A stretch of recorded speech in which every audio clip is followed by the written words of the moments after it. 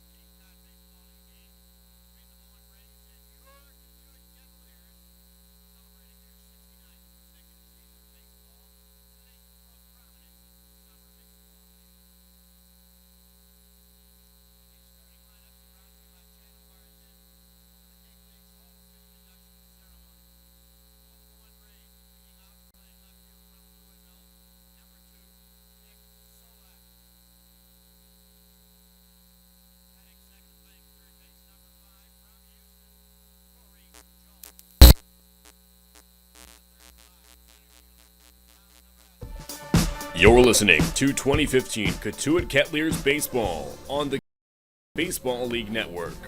Yeah, one swung on and ripped deep down the left field line, back towards the corner, and it's off the foul pole. A home run for Haney. The 0-1 decline, he hits it up the middle of the infield, a base hit. Keenan is coming around third, he's going to score, and the Kettleers take a 4-3 lead. The pitch is swung on, hit on the ground through the right side, base hit into right field. Paez round third, he'll score easily. Kettleers have a 3-0 lead.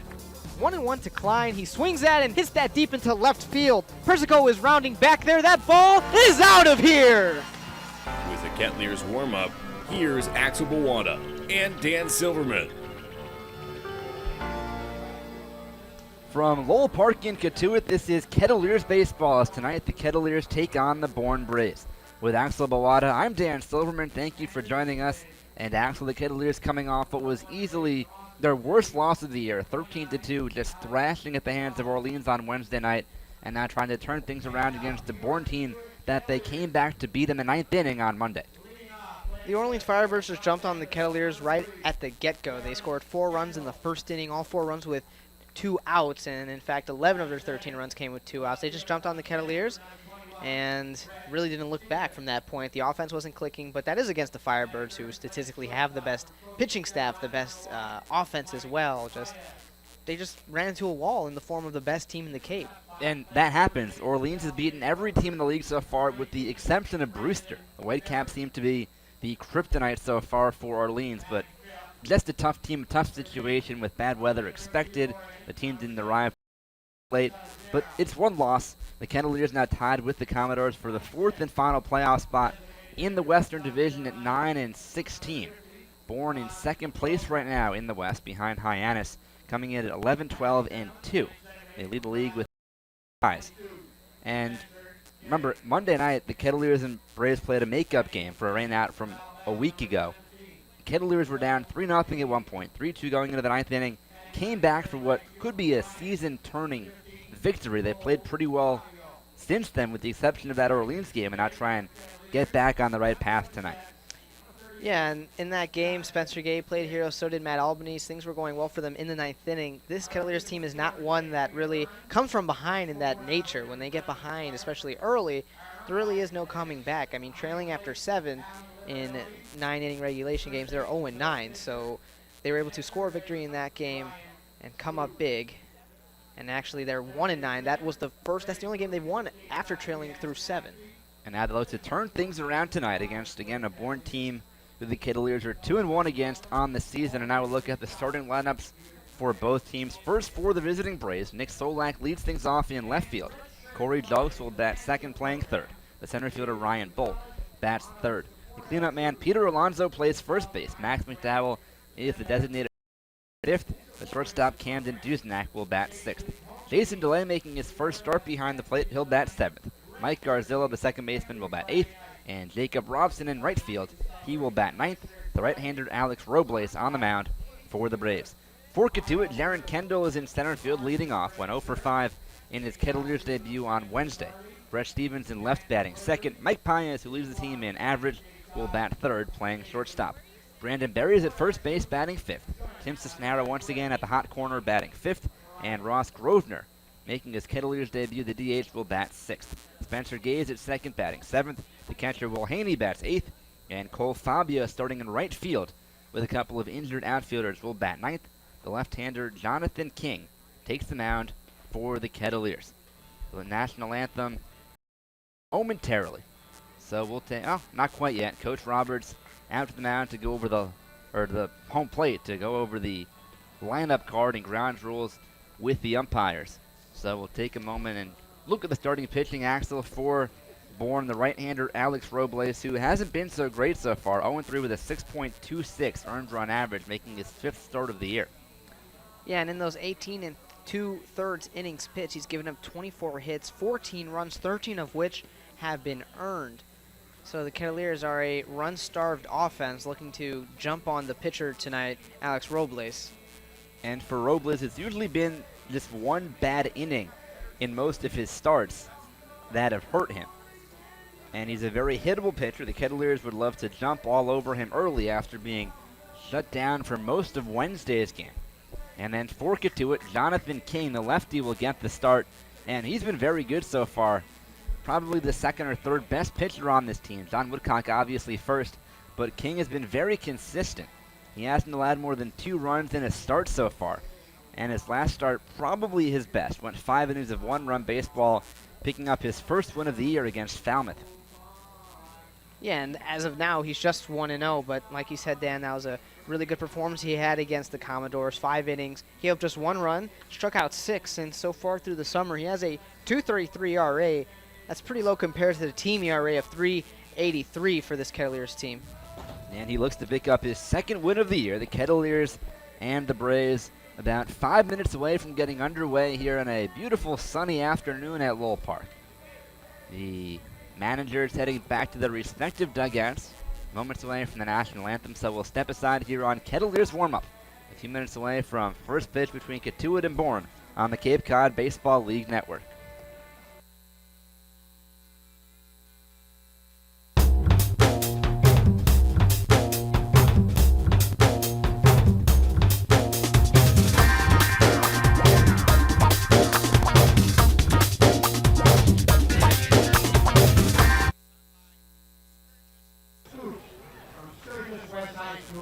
Who combine rich harmony and sweet sound to create a fun, refreshing twist on classic and contemporary acapella.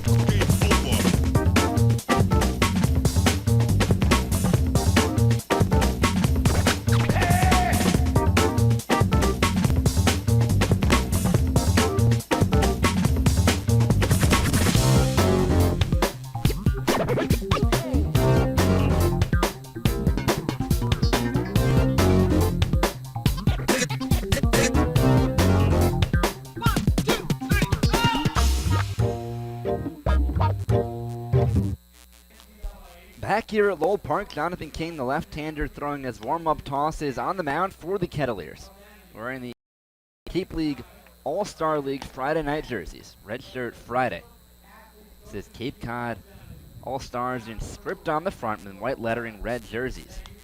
Kettleers with their normal pinstripe pants. King has his pants rolled up knee-high with maroon socks underneath them.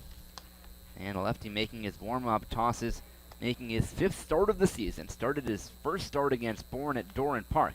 That was way back on June 11th. The Kettleers won that game 7-2, and King pitched well. 4 1/3, 2 runs, both of them earned, 6 hits, a walk, and 4 strikeouts. So he's seen the Braves before. The Braves have, and King looks to continue his early season success. And as you said, Dan, he has been playing very well as of late. His record really hasn't exactly shown it, as he's had just 1 decision in his 4 starts. Hasn't been getting a lot of run support or much help from the defense. So we'll wait and see how the Kettleers play with arguably the second best starting pitcher on this team now on the mound. And King isn't going to overpower anybody. Tops out at maybe 90 or 91 miles an hour, consistently 88, 89. But has good off-speed stuff, good location, good movement. And that's the big reason why he's been so good so far. So he's just finishing up his warm-up tosses on the rubber. Throws the final one into his catcher, Will Haney. We're about to get things going here at Lowell Park. Nick Solak will lead things off. A right-hand batter playing left field today, usually a second baseman, but playing outfield today with Mike Garzilla starting at second. He leads the team in batting at .338. He's been very good so far for the Braves. And last night 2 days ago in the Braves' 5-4 win against Brewster at home, Solak 1 for 4 with an RBI, scored a run, drew a walk, and also stole a base. Very active. Here's King's first pitch, a fastball taken knee-high for a strike at 86 miles an hour. 0-1, and we're underway from Lowell Park. First pitch at 5:01 on a sunny afternoon in Cotuit. Here's King's 0-1. Inside a fastball at 88. And the count evens 1 ball and 1 strike on Solak, who's 4th in the league with that .338 batting average. King into his full windup, the lefty deals. Curveball hit high in the air to center, not deep. Kendall drifting over to his left. He's there. He makes the catch. 1 up and 1 down to start the ball game. Jaron Kendall getting his second start in center field for the Kettleers, playing his second game. First ball that was hit to him in center against Orleans a couple days ago went right over his head in center field. Fielding that ball much more cleanly and smarter right there against Solak. So 1 up, 1 down for King, and Corey Julks the batter. Big right-hand batting third baseman. King kicks and fires. A curveball taken belt high for a strike. It's 0-1. Julks has an open stance, batting at .272. No home runs and 6 RBIs. King fires home. Swinging a line drive into left, coming on is Stevens, and he makes the catch. A hard hit out. 2 men away in the top of the first inning. So 2 up, 2 down, and Ryan Bolt coming up. A quick look at the defense for Cotuit. Brett Stevens in left, Jaron Kendall in center. Cole Fabia makes the spot start in right with a couple of injured outfielders. Tim Cisnera at third, Mike Paez at short, Spencer Gay at second, Brandon Berry at first, and Will Haney does the catching for Jonathan King. Lefty on lefty, King from the full windup with 2 outs, no one on. Just getting going in the first inning. He kicks and fires. Fastball taken belt high for a strike. It's 0-1 on Bolt. Center fielder batting .277. Had the night off on Monday when these two teams met up. But he has gotten a lot of action in center field. Here's King's 0-1 pitch. Fastball missed down and away. The count evens 1-1. Bolt has played in every game but that game on Monday. He's had 94 at-bats. That's second most on the team. Only Corey Julks leads him in that category. The 1-1. Curveball bends up and in. 2 balls and 1 strike with Peter Alonso waiting on deck. More at-bats, more opportunities to get a hit. He has 26. He leads the Bourne Braves with 26 hits. 2-1. King fires home. Swinging a fly ball to right field, chasing Fabio back, still going back at the fence. It's off the top of the fence and back in play. Bolt cruises into second with a double. He missed a home run by probably 2 inches. That ball hit the very top of the fence in right field. And Karen back into play, and the Kettleers catch a break. That ball was smoked. And you saw Fabio playing right field. Normally an infielder plays second base. He really didn't have a chance grabbing that ball. I thought maybe it was going to go over his head, which it did, but that ball had no business staying in. Goodness, I've never seen a ball missed by such a small margin. Now, you wonder if it would have... Did Fabio caught it once it hit the fence, correct? Or did it fall to the ground? Yeah, I think he caught it right off the fence. I bet he wishes that was an out. That's for sure. So a 2-out double for Bolt in the top of the first inning. And the right-hand batting first baseman Peter Alonso comes up. If the wind was blowing out a tiny bit to right, that's a home run. You know, if one person in the third base bleachers blew out, maybe it's a homer. King now from the stretch, deals home, swinging a chopper inside. Nope, foul ball past third. Tim Cisnera dove for it, and that ball didn't miss extra bases by a whole lot. King left a curveball up, and Alonso almost made this 1-0 Braves. Well, that call belongs to the first base umpire, Alan Libardoni, with the third base ump Ryan Troop standing near second. Bill Fisher is the umpire at first today. So 0-1 the count on Alonso, batting at .308. No homers and 3 runs batted in. Bolt on second, 2 down, no score, top of the first inning. Lefty King holds the ball behind his back, has his glove in his right hand tucked in by his shoulder. Peers into Haney for the sign, now time called by Alonso at home plate.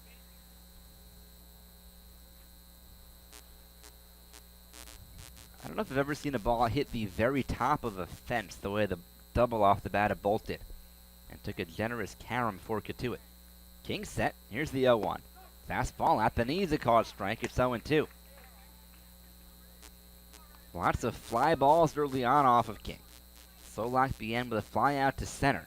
Jokes lined one to left field that Stevens caught, and then Bolt hit one off the very top of the fence in right field for a double. Now the count 0-2 on the first baseman Alonso. King looks to end the first inning right here. The left-hander set, looks at second, now the pitch.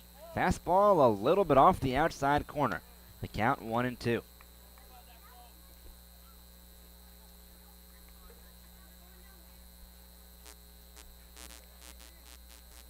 Alonso steps out. King stays on the rubber, peering into Will Haney for the sign. Spencer Gay at second tries to keep Bolt close. Stevens in left and Kendall in center, shaded towards the left field line. Fabio straightaway and right. King set the 1-2. Fastball missed high. The count evens now, 2 balls and 2 strikes. If Alonso reaches, the designated hitter Max McDowell would bat next for the Braves. King peers in for the sign. Alonso ready in the box, a slightly open stance for the right-hand batter. Now King comes set, letter high, looks at Bolt at second. Now the 2-2 pitch, swinging at a high behind first. Gay out, Berry out, in is Fabio, and it's Gay who makes the catch in shallow right field, and the inning is over. No runs, a hard hit and long double, no errors, and 1 man left. Middle of the first inning here at Lowell Park. It's the Braves 0, and the Kettleers coming up on the Cape Cod Baseball League Network.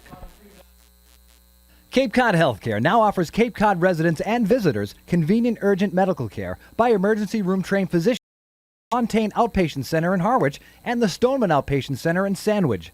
For sore throats and coughs, x-rays and splinting, suturing of lacerations, and much, much more, come to the Stoneman Outpatient Center at 2 Jan Sebastian Drive, just off of Exit 2 in Sandwich, or the Fontaine Outpatient Center at 525 Long Pond Drive, just off Exit 11 in Harwich. Both have extended evening and weekend hours, and both centers are staffed by emergency room physicians.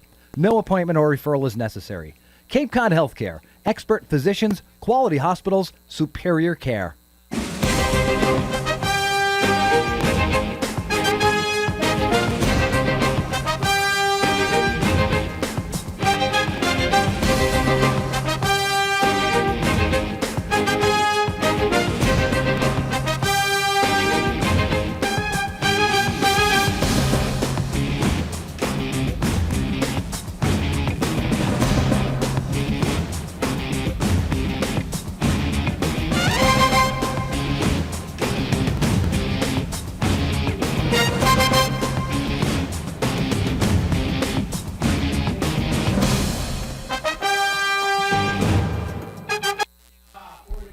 No score last of the first inning at Lowell Park. Dan Silverman and Axel Bellata with you as the Kettleers look to make it 3-1 on the year against the Braves from Bourne.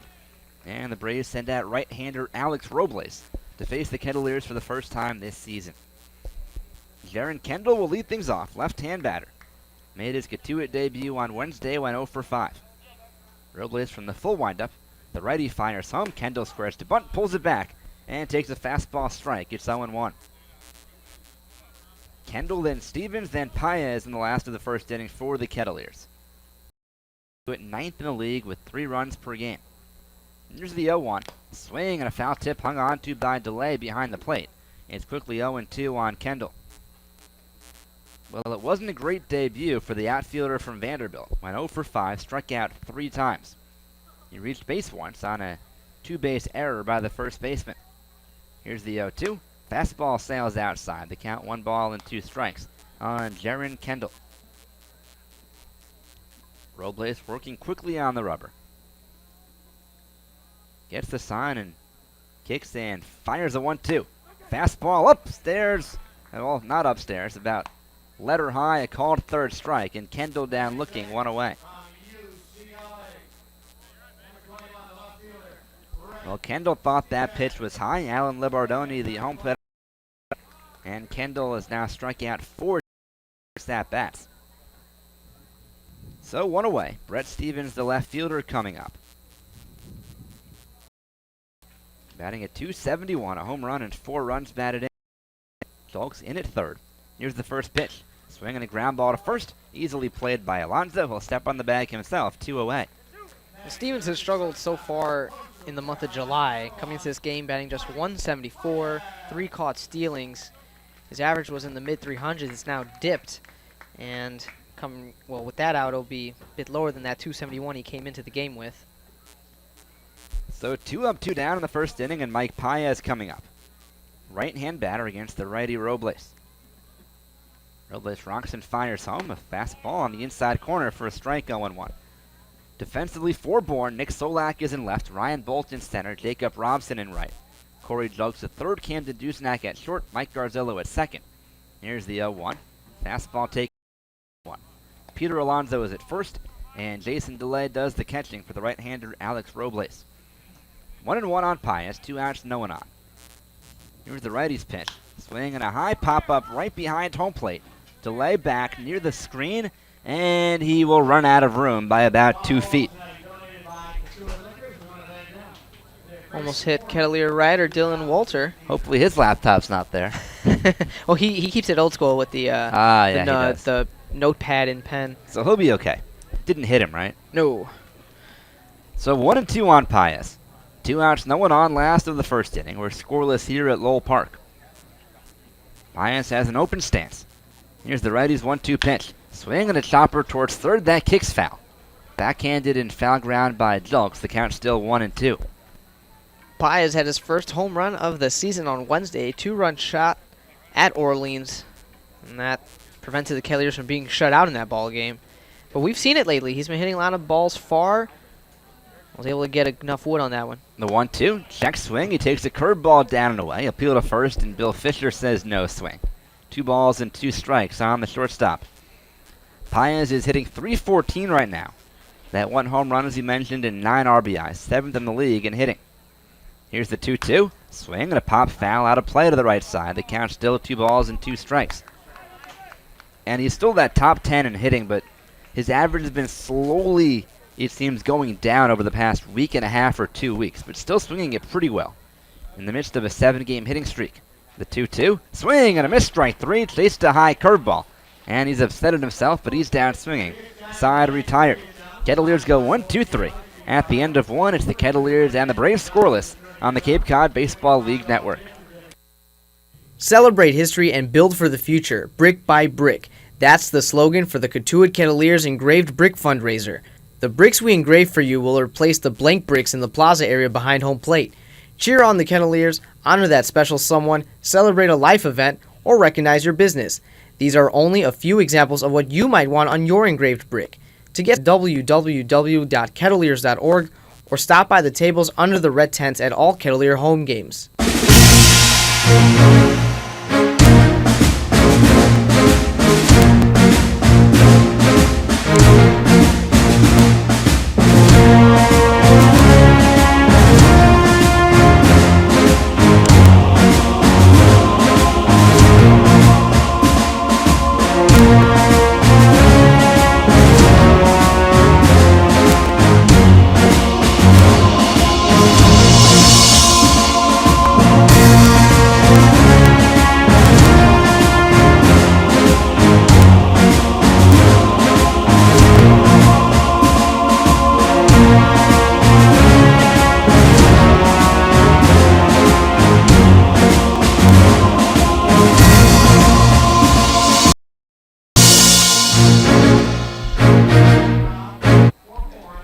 No scores. We go to the second at Lowell Park. With Axel Bawada, I'm Dan Silverman. Thank you for joining us on what is a beautiful night for baseball, or late afternoon right now. Not a single cloud in the sky over Lowell Park. Max McDowell leads things off, right-hand batter against the lefty Jonathan King, who deals a fastball down and in, 1-0. Snare, the third baseman, plays in on the grass. McDowell not a speedster, but Cisnero plays in anyway. Pretty much the standard position for anyone playing third for Cotuit. Here's the auto pitch from King. Swing and a miss, a good curveball. And the count evens, the ball on a strike. McDowell, Duznak into left inning. 3 right-handed batters. 7 righties in the lineup for Bourne. The pitch, swing and a ground ball fouled by the third base dugout. And off the fence down the left field line. The count 1-2 on Max McDowell. He's a catcher, but the DH tonight, hitting a .212, a home run, and 6 runs batted in on the season. King Piers takes his time on the mound. Now into his windup. Here's the lefty's 1-2. Swing and a ground ball foul past first. A very late protective swing. And McDowell heading to first with that catcher's interference. Can't think of anything else. And it's catcher's interference. So on the swing, McDowell hit the glove of Will Haney. That'll go as an error on the Kettleers catcher, and McDowell has a free pass to first base. Well, we're just through about an inning plus, and some weird things happening at Lowell Park already. First, a home run hits off the fence, and now catcher's interference. So the leadoff man on. Camden Duznak the batter. King from the stretch. Berry holds on the runner. First pitch, curveball bends in for a strike. It's 0-1. McDowell not a threat to run. He's 0 for 2 trying to swipe bags on the season. But Berry holds him on anyway. He's on first. No one out, top 2. No score between the Kettleers and the Braves. King comes to the high set. Throws over to first. McDowell back in standing. Just, I'm thinking about you, but not too much of a attempt at that pickoff throw by King. Duznak behind 0-1, hitting just 194 on the season. Here's the pitch, squares to bunt and pushes one foul right side. The count 0-2.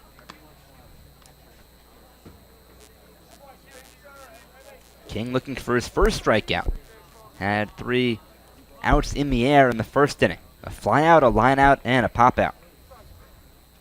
Braves getting some pretty good wood on the baseball in that first inning. King has given up a lot of hits this year. It's a pretty high whip considering his low ERA. The pitch, swing and a fly ball, right side out of play. The count still no balls and 2 strikes. Opponents are hitting .295 off of him. He's a 1.42 whip. He's given up 23 hits in 19 1/3 innings entering today. So now 24 in 20 1/3 innings. Ahead of Duznak, 0-2. The left-hander comes set, fires home, swing and a line drive through third and short, base hit left field.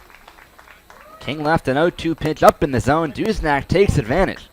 And the Braves have runners on first and second with nobody out. So Jason DeLay coming up. Right-hand batting catcher made his debut on Wednesday night. Pinch hit and hit an RBI single. That's the only at-bat he's had so far. Catcher out of Vanderbilt.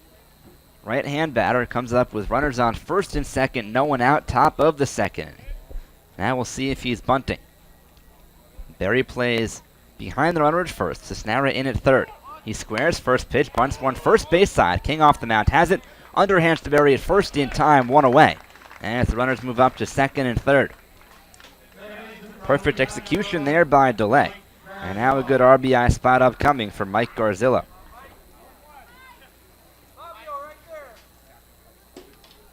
McDowell on third. He reached on catcher's interference. Duznak on second. He singled. Now the infield comes in. Coach Roberts trying to limit the damage and cut down a runner at home plate. They're in all the way around with 1 out, second and third in the second. The lefty set. Here's the first pitch. Fastball taken down the middle. The count 0-1 on the right-hand batting second baseman, Mike Garzillo. King has yet to get a strikeout so far. He would love one here. Garzillo, an even stance, maybe about an inch or two closed. Does not wear batting gloves and moving the bat around a lot in the righty batter's box. Here's the 0-1. Fastball evens a ball and a strike. No score top two, but Bourne threatening. Runners on second and third, only one man out. And the infield has moved in for Cotuit. King peers in for the sign, gets it from Will Haney, and comes set. Now the leg kick and the pitch. Taken low, a breaking ball, blocked by Haney. The count now 2-1. Jacob Robson, the left-hand batter, waiting on deck. King would probably rather face Garzillo, who's hitting over 100 points lower. Just 204 on the season, no homers, and 3 runs batted in for the second baseman. King set, now delivers. In the dirt, another curveball, nicely blocked by Haney. A tougher play this time, the count 3-1. Garzillo plays at Lehigh during the spring. Looking to make a splash here for the Braves, ahead 3-1 in the count. With men on second and third, only one man out. King peers in for the sign. And now comes set. Here's the 3-1 pitch. Swing and a miss. A good curveball. Got it down in the zone. Garzillo swung above it. And the count runs full. And a big strikeout spot. King would love one here. McDowell leads off foul territory in foul territory off of third. Duznak leads off second. One down in the second. The 3-2 pitch. In the dirt, ball 4. And the bases are loaded with one man away, and Jacob Robson coming up. Well, now King early in this game is in a big heap of trouble with bases loaded and a batter coming up who's batting .327. How about that for your number 9 hitter? He's been swinging a very good bat. Tied for the team lead with 5 doubles and 1 triple. Left-hand batter, and with a double play situation, the Kettleers infield remains in. So a bit surprising to see that here, especially so early in the game. Although Robson does run pretty well, so maybe that's why. Lefty on lefty.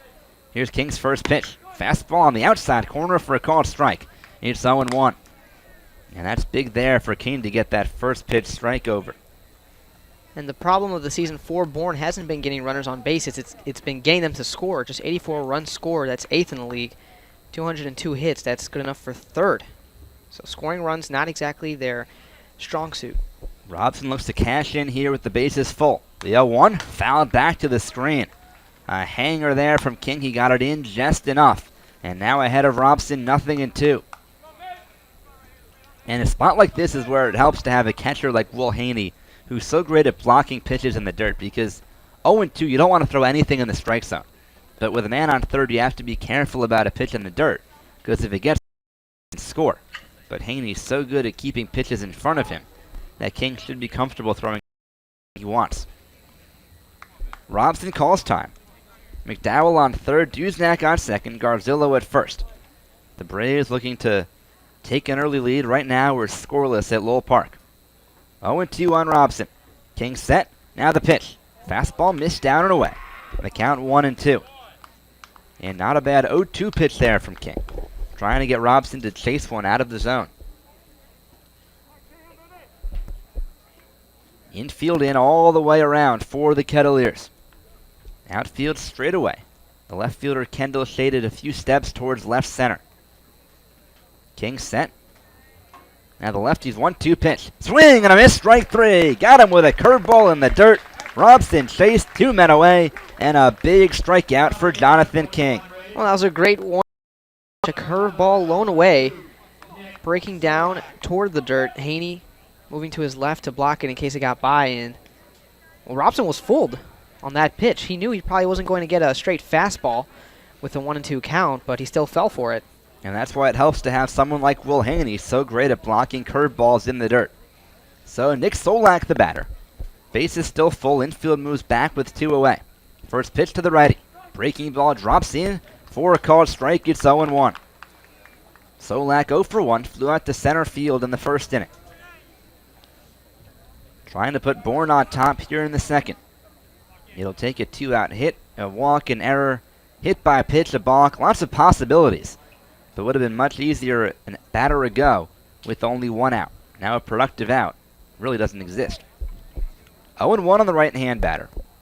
He leads the Braves in batting average, 4th in the league in that category. King set, lifts the leg and fires. Swinging a fly ball to center, coming on is Kendall, still coming, he's there, he makes the catch, side retired, and a great job by Jonathan King to pitch out of a jam. In the inning, no runs, 1 hit, 1 error, a walk in, 3 men left. Middle of the second inning, no score at Lowell Park between the Kettleers and the Braves on the Cape Cod Baseball League Network.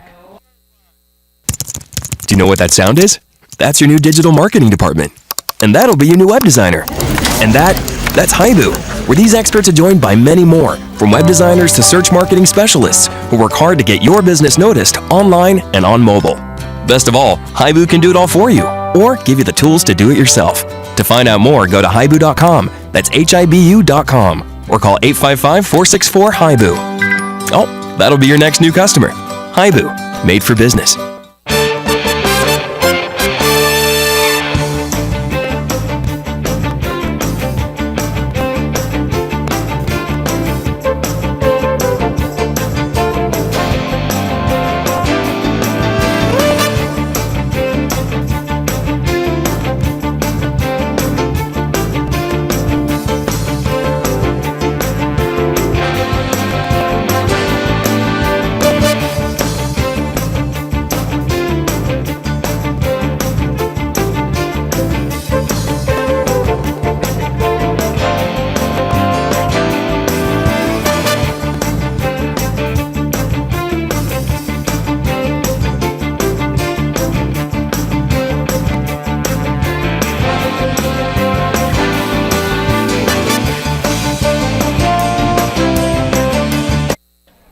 Bottom 2 at Lowell Park, no score.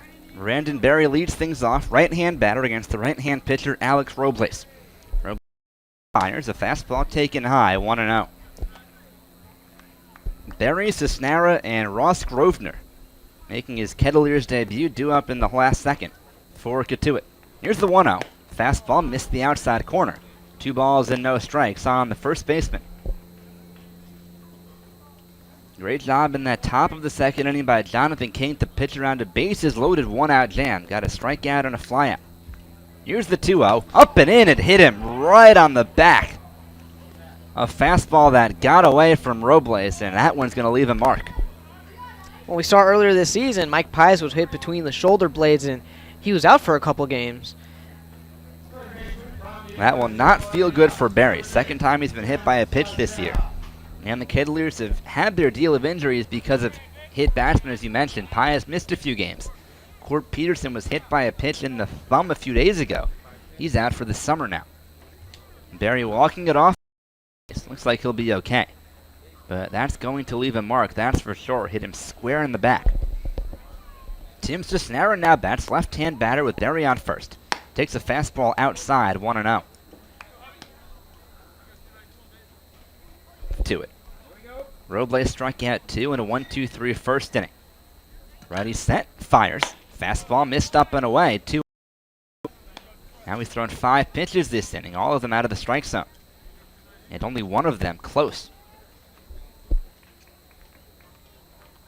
The right-hander comes set. Fires a 2-0. Fastball taken belt high for a strike. The count 2-1 on Tim Cisnera. The catcher by trade playing third base today. Robles peers in for the sign. Now quickly comes set. Fires a 2-1. Taken, a good pitch at the knees, a called strike. The count evens up 2-2. Lots of patience in this at-bat from Cisnera. Got ahead 2-0. He's taken the last 2 for called strikes. So 2-2 with Berry on first and nobody out. Robles deals, swing and a pop-up foul out of play off to the left. And the count still 2-2. Near the parking lot, but no cars were hit.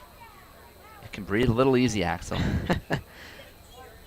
You've already seen a car window break this year. Cisnera calls for Happened last Saturday on the 4th of July here at Lowell Park against the Commodores. Not pretty. Here's the 2-2. Swing and a miss, strike 3. Foul tipped a high curveball into the glove of the catcher, Jason DeLay. One man down in the second inning. Cisneros had a tough summer at the plate. 14 strikeouts now on the season. He has 5 hits, so almost 3 times as many strikeouts as hits.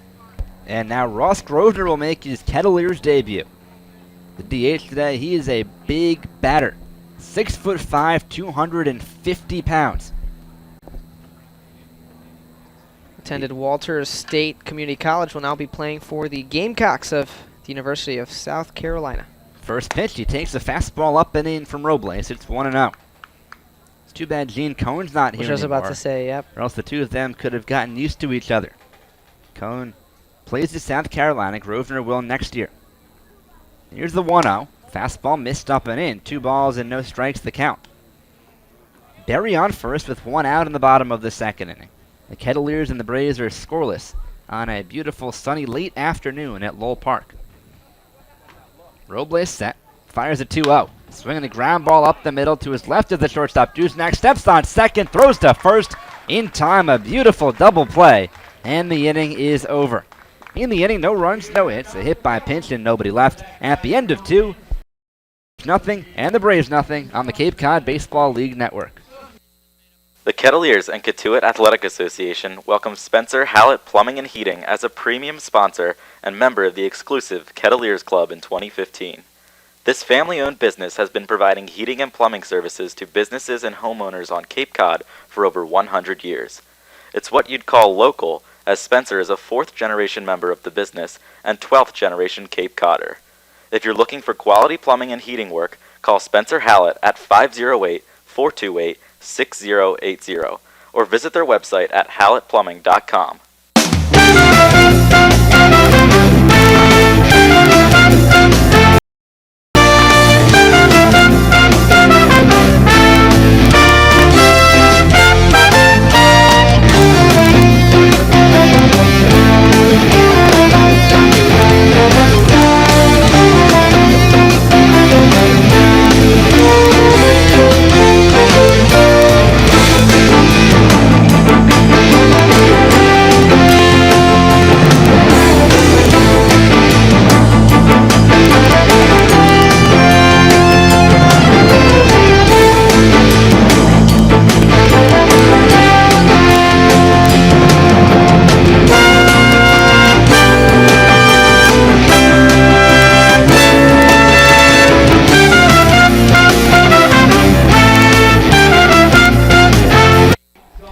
We go to the 3rd inning at Lowell Park in Cotuit.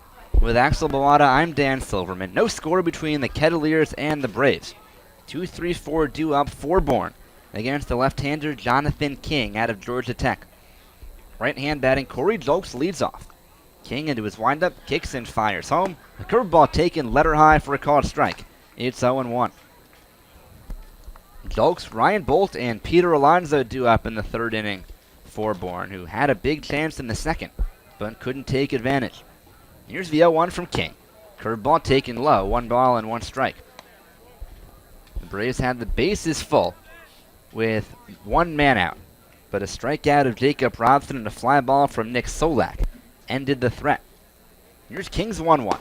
Curveball taken a little bit downstairs. The count now 2 balls and 1 strike. King did a good job of pitching out of the jam that was really all his fault, except for that catcher's interference. Was locating with the strike or with the fastballs on the corners and breaking balls breaking down and away from the zone. Here's the lefties 2-1. Curveball taken at the knees, a good one, a called strike. It's 2-2. And allowing base runners isn't something new to Jonathan King, but he does such a good job of limiting the damage, and the Bourne Braves have struggled this season really advancing runners and getting them to score. King's allowed lots of base runners all season. The 2-2, curveball fouled in the box. Right off the leg on a short hop of Julks. The count still 2 balls and 2 strikes. So it's almost like Jonathan King's style of play plays right into the Braves' weakness. Opponents hitting .295 off of King entering today's start. That's pretty high for somebody with a 2.32 ERA. Here's the 2-2. taken downstairs. The count runs full on Corey Julks leading off the top of the third inning for the Braves. Julks lined out to left field his first at-bat. Hit the ball well, but it hung up for Brett Stevens. Full count. Here's King's payoff pitch. Taken on the outside corner. A fastball, strike 3 called, and Julks knew it. 1 up and 1 down in the third inning. Well, that was an excellent fastball, low outside corner. You can hear the pop off of Will Haney's glove. Our radar speedometer, miles per hour, is not exactly working right now. It's not on, but you figure that was a fast, probably his fastest pitch of the game, likely 91. 2 strikeouts now for King, 1 away in the third, and Ryan Bolt coming up. Lefty batter. King deals a breaking ball in the dirt, down and away, 1-0. That's the first ball we've seen get away from King. That one skipped well in front of home plate. And probably being a little bit careful with Bolt, who hit one off the very, very top of the fence in right field his first time up. It bounced back into play for a double. The 1-0. Swing and a miss. Good curveball down and away, and Bolt chased it out of the zone. The count evens, a ball and a strike. That ball literally hit the very top of the fence in right field and took a Kettleers bounce. Here's King's 1-1. Check swing and a breaking ball down and away. Appeal to third, and no swing, says Brian Troop. The count 2-1 on the 3-batter. That generous bounce for Cotuit, the reason why it's scoreless here in the third inning. 1 out, nobody on, a 2-1 count on the center fielder Bolt. The lefty King delivers. Fastball on the outside corner. It's 2-2. King has struck out 2 so far. Both strikeouts have come within the last 3 batters. Even on Bolt, 2-2, with Peter Alonso waiting on deck for the Braves. King rocks and fires home. Swing and a miss, strike 3. Got him with a curveball. 2 straight strikeouts and 2 down in the third inning. That's his 20th strikeout of the season. Coming to this game, pitched 9 1/3. So far, he's through 2 2/3. So 22 innings pitched, 20 strikeouts. Not a big strikeout pitcher is King, but he gets them here and there, especially when he needs them. Got that big one with the bases full, 1 down in the second. Now 2 outs, no one on in the third. And the right-hand batter, Peter Alonso, up. First pitch, swing and a miss. The bat goes flying into the crowd. Looked like it hit off someone's arms, protecting himself, but everybody looks to be okay. The count 0-1, and hopefully nobody's hurt. Looks like everyone's okay, thankfully. That ball just slipped at the bat. Slipped out of Alonso's hands. And a very dangerous moment there. Unfortunately, Dan, it didn't hit anyone along the very, very right part of the grandstand. There's a few seats that are unoccupied. That's where the bat landed. So, man, boy, just the weird things just keep on rolling here at Lowell Park. We're going to have to keep a running tally. Well, a scary moment there. Alonso will get his bat back from the crowd. The grandstand is pretty full on the third base side. That's the Kettleers dugout side. And just a few empty seats, and that's pretty much right where that bat landed. So 0-1 on the first baseman. He rubs something out of the handle of his bat, hopefully to help him get a better grip. Now rubs some dirt on his batting gloves, readjusts them, does the whole cycle before stepping back into the batter's box. I'd be so scared if I was Alonso. He could have hit a small child or something of that nature. Figure he's going to wonder if it'll impact his swing here, if he'll be a bit more conservative at the plate in this at-bat. We'll see. He's behind 0-1. King winds and fires. Swinging a fly ball into left center field. Coming on is Kendall. He makes the catch, and the inning is over. A broken bat there, and might have gotten a piece of Will Haney, who's now down behind home plate.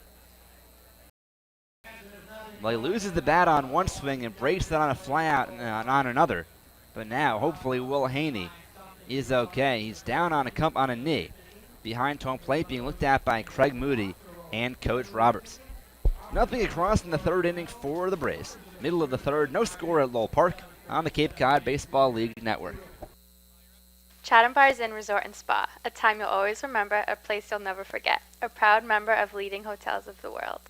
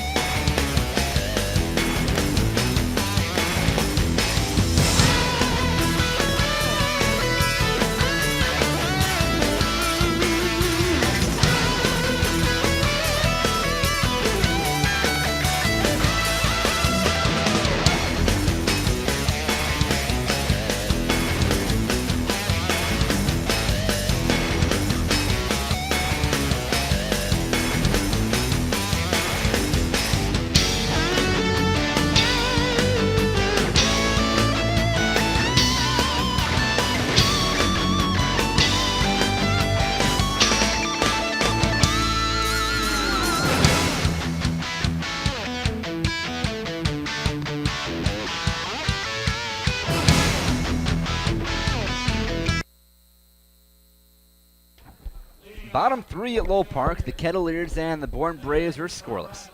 7-8-9 to up for Cotuit against the righty Alex Robles, Spencer Gay, Will Haney, and Cole Fabio. And Haney was hit by, it looked like a piece of a broken bat to end the top of the third inning. Walked off the field under his own power, so we'll see how he is. First pitch to Gay. He swings and chops one to short, waiting back on it. Duznak fires to first. A long throw just in time to get Gay, and a nice stretch up into the air by Alonso. One up and one down. And Spencer Gay grounded out there, but he's had an exceptional July so far. He's now batting just under 500, 9 for 19, 3 RBIs, 3 runs. So defensively, he's been serviceable, but offensively, he's been a pretty big impact for this team this last week or so. And now Will Haney will bat, so a good sign for Cotuit. He was shaken up to end the top of the third inning. A broken bat fly ball from Peter Alonso, and it looked like some of the bat struck Haney behind home plate, but he'll bat now with one out, no one on last of the third inning. No score here at Lowell Park in a game that's gone by pretty quickly so far. Right-hand batter, the righty Robles deals a fastball taken strike on the inside corner. It's 0-1. Haney batting just 161 on the year.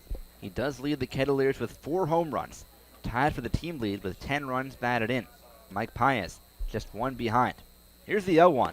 Check swing, he takes a curveball down and away. 1 ball and 1 strike on the catcher from Alabama. Outfield straight away against the righty. Infield back all the way around. Here's the 1-1 from Robles. Swing and a chopper towards third, backhanded by Julks. Sets and fires to first. Unable to pick it is Alonso. It gets by him going to second, and then stopping at first is Haney. Took a big turn, but it was backed up nicely by delay, and the Kettleers have a 1-out base run on an error by Corey Julks, his 9th of the season. That's now most in the league.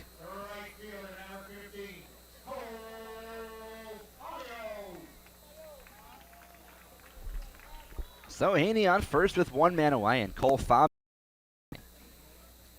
Kettleers have a couple of injuries in the outfield, including Jack Klein, who was hit by a foul ball in the foot the other day. Matt Albany is a bit shaken up, we think, as well, so he's starting in right field. First pitch, he squares the bunt, pulls it back, and takes a fastball up and in. 1-0. It's been a struggle at the plate for Fabio. Third of this year in Harwich. Since joining Cotuit, just 1 for 13 at the plate. That one hit was an RBI double. Here's the 1-0. Swinging a ground ball through the hole into left field, a base hit. Stopping at second is Haney. And on at first with his 2nd hit of the year as a Kettleer is Cole Fabio. And now for Jaron Kendall, the Kettleers have runners on first and second. And 1 man out. That's a good, hard, sharp-hitting ground ball through the hole. That hole between third and shortstop. So Fabio, as you said, Dan, 2nd hit, and both hits coming in pretty timely instances. As you said, he had that double that scored in a run, and now he's has a runner scoring position in the form of Will Haney. And now Jaron Kendall coming up. He is 0 for 6 in a game plus with 4 strikeouts.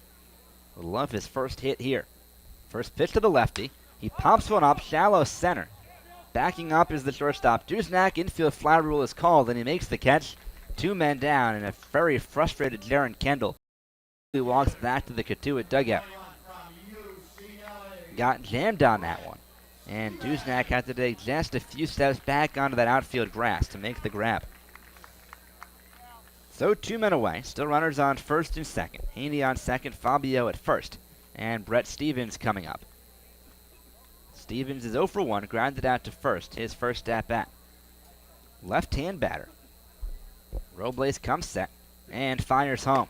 On the outside corner, a called strike. It's 0-1 on Stevens.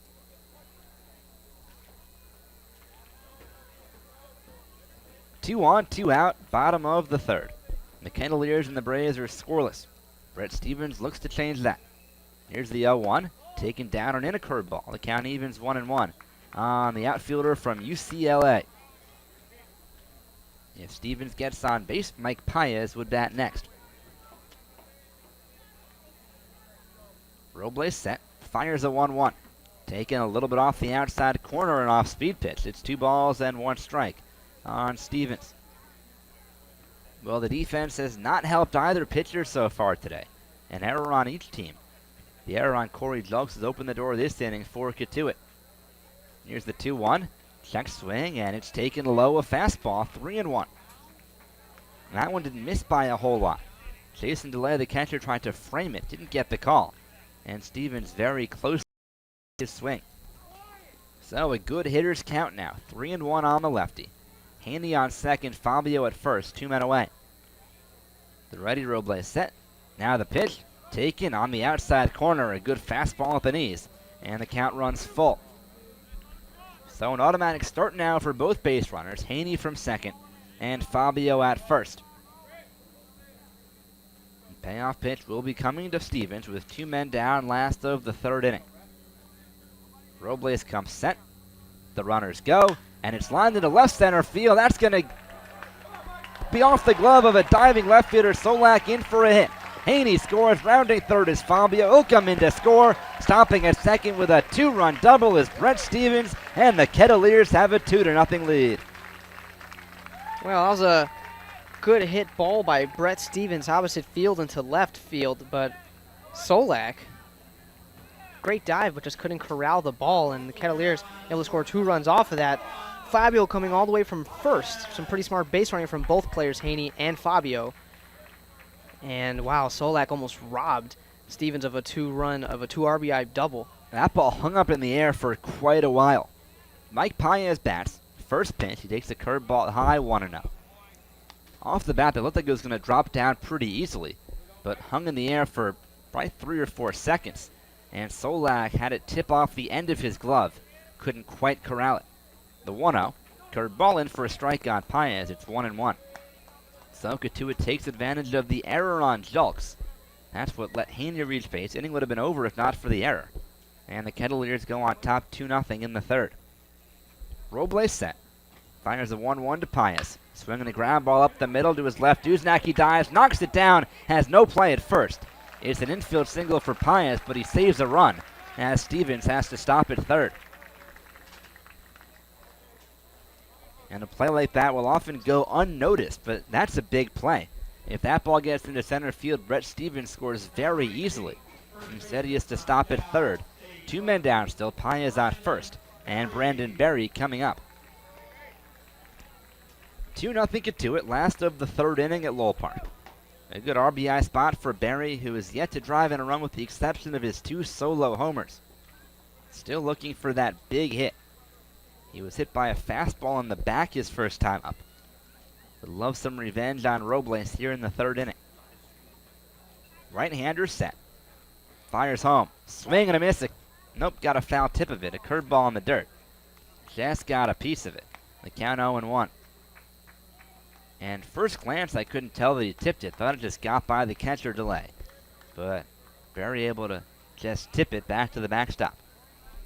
So the count 0-1. Paez leads off first, being held on by Alonso. He runs, the pitch is upstairs, no throw made to second. It's a stolen base. It's his 8th of the year. And now the Kettleers have men on second and third.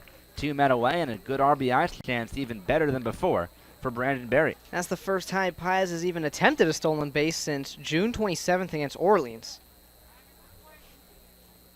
He's now 8 for 12 on the year. He's got great speed. Robles deals, swinging a ground ball towards third, past the diving. Duznack base hit left field. Stevens scores. Here comes Paez. The throw to the plate on a hop, not in time. Berry goes to second on the throw. He is a 2-run single, and the Kettleers have a 4-0 lead. Well, and Axel, this is what we talked about. The one bad inning for Robles. It's happening here, and a big part of that, the error by Jelks, but he hasn't had it since then.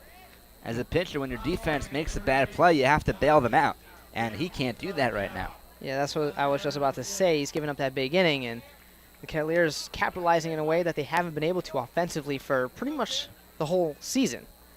But there, Brandon Berry getting a good RBI, driving in 2 more runs. Tim Cisnera dribbles one foul in the box. They count 0-1 on the third baseman. And Berry's been there. His batting average isn't superb, but he's been scoring runs. He's been drawing walks. So he's been there. He's been playing really good defense as well at first base, and he's finally rewarded there with a pair of RBIs. And that's got to feel good, too. Grounded it between third and short. Duznack dove, just couldn't get there. And that brought in a pair. Here's the 0-1. Swinging the ground ball up the middle. Charging it is Duznak. Sets, fires to first on the run in time. And the inning finally comes to an end. But not before the damage is done. The Kettleers get 4 runs, all of them unearned on 4 hits, a big error, and 1 man left. We go to the 4th inning. It's the Kettleers 4 and the Braves nothing on the Cape Cod Baseball League Network. Celebrate history and build for the future, brick by brick. That's the slogan for the Cotuit Kettleers engraved brick fundraiser. The bricks we engrave for you will replace the blank bricks in the plaza area behind home plate. Cheer on the Kettleers, honor that special someone, celebrate a life event, or recognize your business. These are only a few examples of what you might want on your engraved brick. To get started, visit the Kettleers website at www.kettleers.org or stop by the tables under the red tents at all Kettleer home games.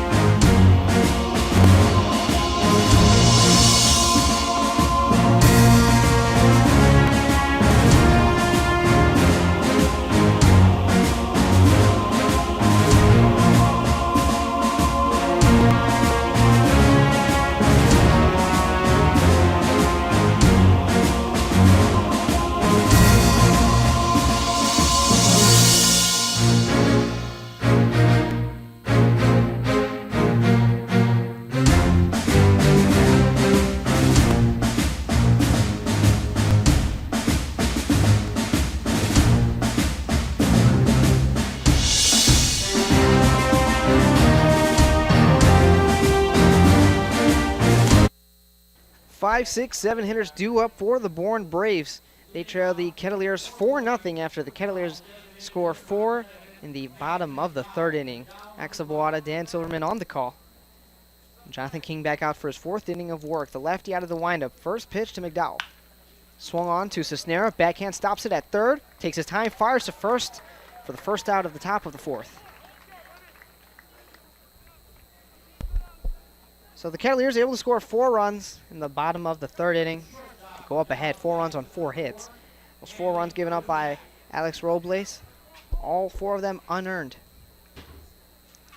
Jonathan King got out of a bases loaded jam in the top of the 2nd, and he has plenty of run support. And a very manageable pitch count at this point, too, just 43. First pitch to the righty, Camden Duznak. Breaking ball misses low and inside. 1 ball, no strikes. So King hasn't thrown many pitches, despite getting in a jam back in the 2nd. 1-0 to Duznak. Nubbed foul baseline. Gives the count 1-1. And he has come up with the big pitch when he's needed it. Induced a couple strikeouts with the curveball low and away. And he's also thrown some heat, hitting the corners. In the on-deck circle, Jason DeLay, college teammates of new Kettleer Jaron Kendall. Both attend Vanderbilt. But for the time being, it's a 1-1 count to the shortstop from Dallas Baptist, Camden Duznak. King fires the 1-1. Duznak swing, chopper, right to Cisnera. He's in the infield grass, fires to first again. 2 down, and another really hard throw by Tim Cisnera, the 3rd baseman. He's got a catcher's arm, he's got a cannon, he loves to throw it. And he's been active so far in the 4th. 2 straight groundouts to the 3rd baseman, playing his 4th game at 3rd base. 2 nights ago against Orleans, they did have a defensive switch between Haney, the catcher, and Cisnera at 3rd, but they both have played center field, or pardon me, catcher they've played, and also the infield position at 3rd. They certainly have not played center field, but infielder Cole Fabio is playing right tonight. 1-0 count to Jason DeLay. King delivers. Curveball outside. Corner hits it. Evens the count 1-1.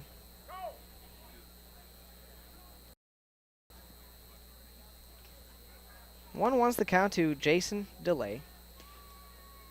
Catcher from Vanderbilt. 1-1. Fastball inside. Corner hits it 1-2. He had a sac bunt in the 2nd.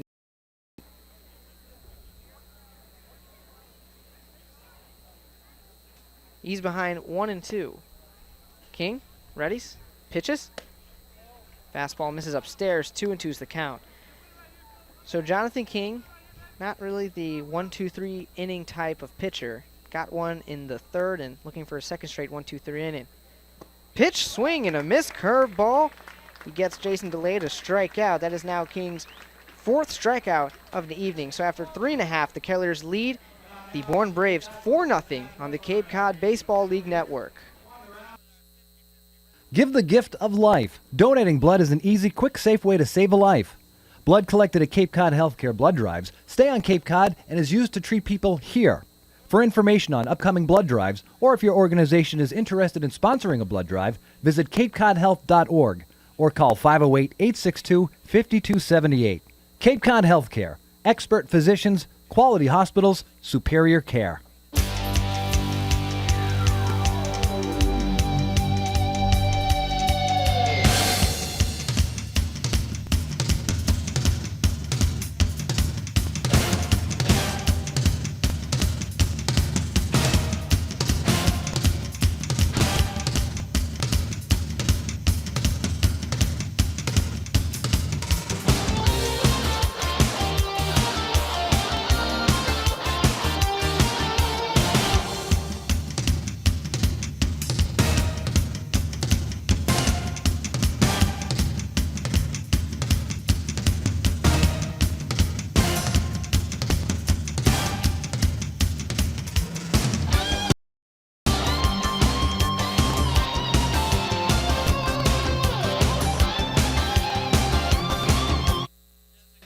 Leading things off for the Kettleers in the bottom of the 4th inning is new Kettleer Ross Grosvenor.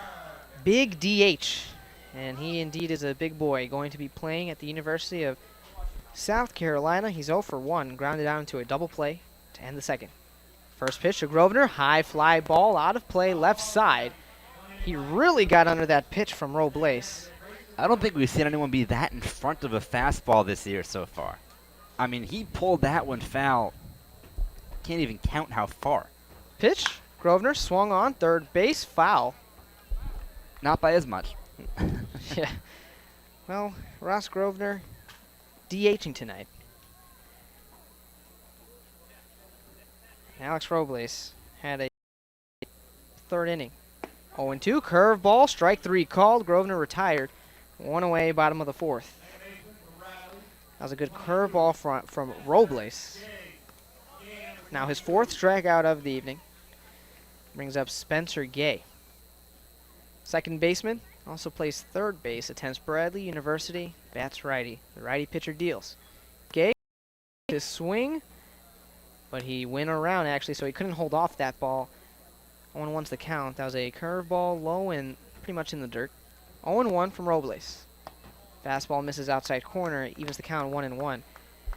We welcome all the viewers on Cape Cod from Mashpee to Chatham who are watching today's game on Comcast Channel 99. 1-1, Spencer Gay checked his swing. The appeal from first confirms it. Count is now 2-1, and that's a 3rd straight curveball thrown by Robles. Here's the 2-1. Swing, chopper to shortstop. Duznak handles it on the hop. Throw over to first for the out. 2 away, bottom of the 4th. That brings up the 8-hitter, Will Haney. He reached first on an error, and he also scored a run. Haney, after that big 2 home run, 5 RBI game, has struggled so far. That was to end the month of June as he nubs the ball played.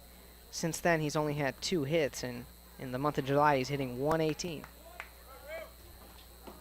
And that 118 sounds bad. I mean, it's not good, but it's not a whole lot different from his season average. He was at 161 before that error in the second. 0-1, looping, breaking ball breaks in the zone at the knees. Count is 0-2. So really, he has 4 home runs and 10 RBIs. Other than that, it's been a very underwhelming offensive year. Pitch to Haney, pulled foul left side.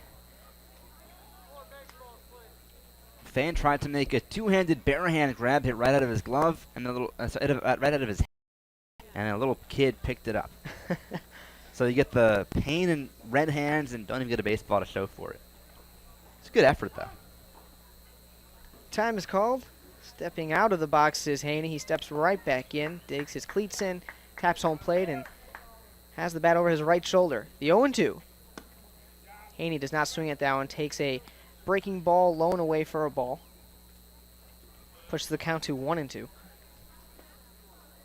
Haney this month has drawn 3 walks. 1-2 to Haney. Fastball taken for a ball outside. Now the count is even 2-2. So he's shown some more discipline at the plate. And his 2 hits, I believe that's 2 for 17 he is this month. Could be a bit deceiving. He's had some really good at-bats. 2-2 to Haney. Fastball taken inside, 3-2. His plate discipline seems to be the big thing that's improved as this year has gone on, and his ability to with 2 strikes. More foul balls, less swings and misses, although still lots of strikeouts. Payoff pitch, swung on, grounded to the third baseman, Jolks, who steps in front of Duznak. Throw over to first for the out. Could have been potentially a tricky play there, as Jolks took a ball that was going toward the hole in the shortstop position. So, Robles, after allowing 4 runs in the bottom of the third, gets a 1-2-3 inning. We're through 4 full. The Kettleers lead the Bourne Braves 4-0 on the Cape Cod Baseball League Network. Celebrating over a quarter century on Cape Cod, iHealth Services is proud to be a major sponsor of Cape Cod Baseball League again this year. Are you finding it difficult seeing the ball? Let us help you see all the game. Make an appointment at one of our 10 convenient locations on Cape Cod or the South Shore. iHealth Services, we are here for you.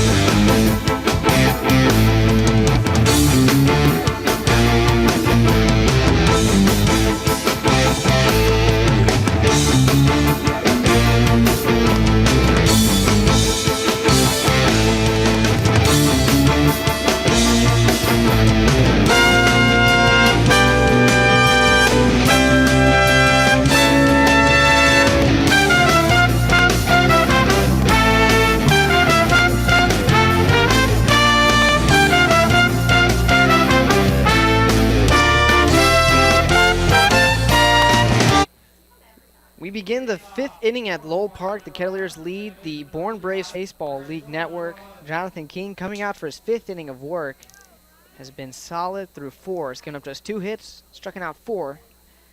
3 came consecutively, and leading things off for the Braves is the number 8 hitter, Mike Garzillo. King taking his time for the first pitch. Here it is. Fastball taken for a ball inside. 1-0 is the count. Mike Garzillo playing second base, attends Lee High. He drew a walk in the second. Swings at a curveball on the 1-0 count. Chopped to the Cotuit dugout. Leaves the count 1-1. That's the only walk that King has allowed today. He's allowed just 5 walks this season. King out of the windup, 1-1. Leg kick, fires. Off-speed pitch, misses outside. Count is 2-1. In the on-deck circle is Jacob Robson, coming to this game batting .327, but with the bases loaded, back in the second, he struck out for the second out.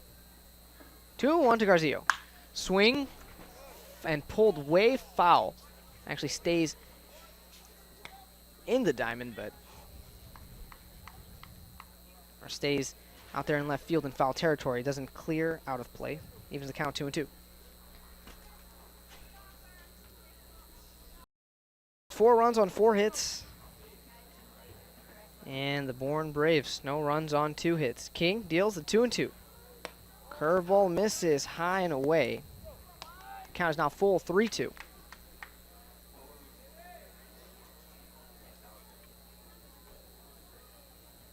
King, the lefty, looks for a sign, waits. The 3-2 to Garzillo. Popped up high, out of play, right side, just to the right of the first base bleachers. And the count remains 3-2.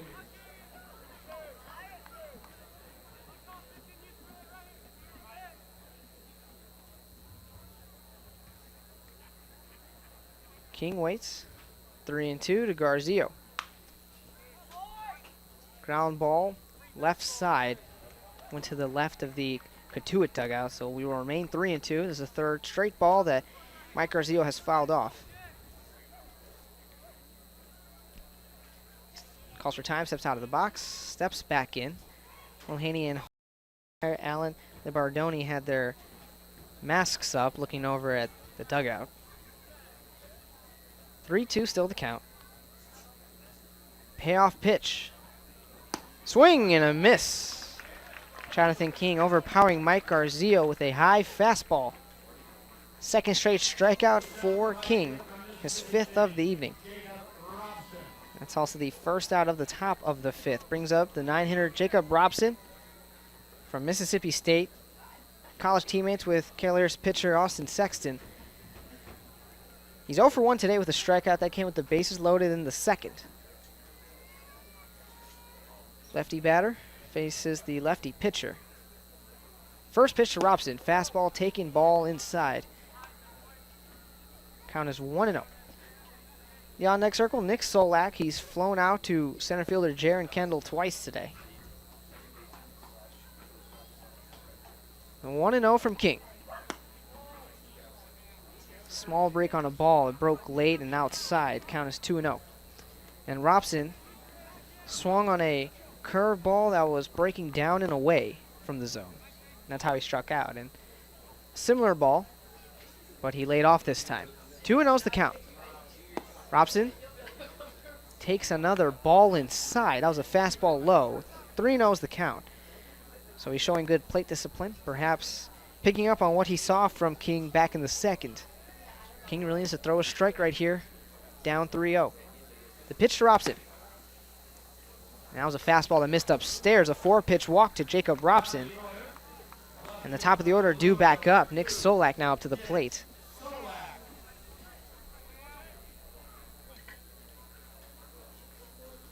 Nick Solak over 2 flyouts to Jaron Kendall, the center fielder. Haven't been exactly easy flyouts. He's had to run in to make the running catch. So he's got good wood on these balls. Coming into this game, Solak hitting .338. No home runs, but a team-high 11 RBIs. Third on the team with the 11 walks as well. Pickoff attempt at first. Not in time. Robson not having to slide back, just took a couple steps back over to first. King, a lefty, working out of the set, easily sees the runner Robson at first. He takes a lead off. Being held at first is Robson, Brandon Berry at first. First pitch to Solak, hit to the right side and past a diving Spencer Gay. Runners now on first and second. And that's a base hit for Nick Solak. That was a grounder that was low hopping on the ground past an outstretched Spencer Gay. Second base runner allowed on base for Jonathan King, and it's not something he isn't used to. Coming to this game, he had a whip of 1.4. But this is where the Bourne Braves have struggled in getting runs to score. They're 8th in the league with 84 runs scored, yet they're 3rd in the league with 203 hits. King pitches to Julks.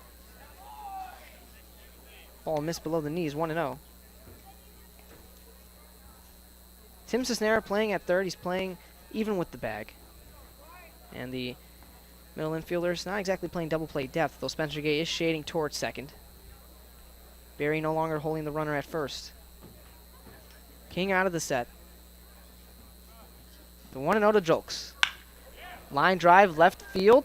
Falls for a base hit in front of Brett Stevens.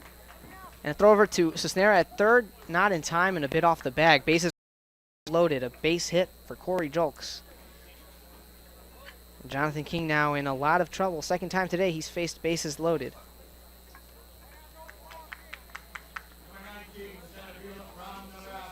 But the thing for Jonathan King is that he's been able to work out a lot of these jams so far this year.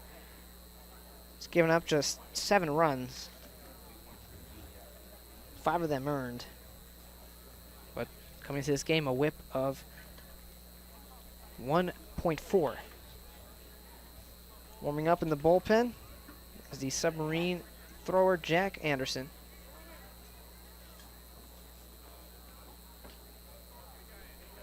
Runners on first, second, and third for Ryan Bolt. He had a big double in the first that hit off the top of the fence in right field.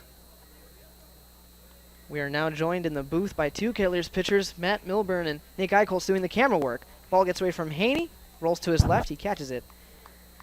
And Matt, this is a big spot right here. Just throw you right into the fire. Top of the 5th and bases loaded. And a very dangerous hitter at the plate, Ryan Bolt. Coming into this game hitting .277, and he missed a home run by literally like an inch.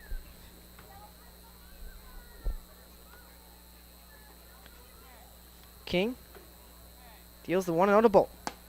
Curveball missed upstairs and away. Count is now 2-0. So, man, I'll ask you some questions in the bottom of the 5th as the game is rather tense right now. Oh, yeah.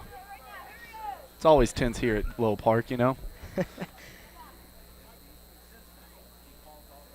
2-0's the count to Ryan Bolt. King deals. Curveball upstairs misses. He's now behind 3-0. And, man, I'm sure as a pitcher this is a worst-case scenario situation here. You're behind 3-0. You know you have to throw a fastball. You can't walk in a batter. Yeah, I mean, you're just trying to find the zone right here, 3-0, you know. Worst thing you can do is walk in a batter. Pitch. Fastball taken for a strike. 3-1.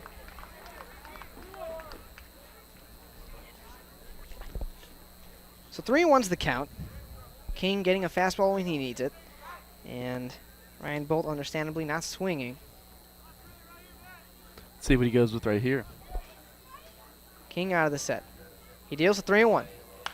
Attaboy. Swung on, fouled off to the snack shack behind the third base grandstands. Yeah, they're pretty aware over there, you know. Bats flying everywhere, you know. Balls flying. I mean, today the fans are staying in the game.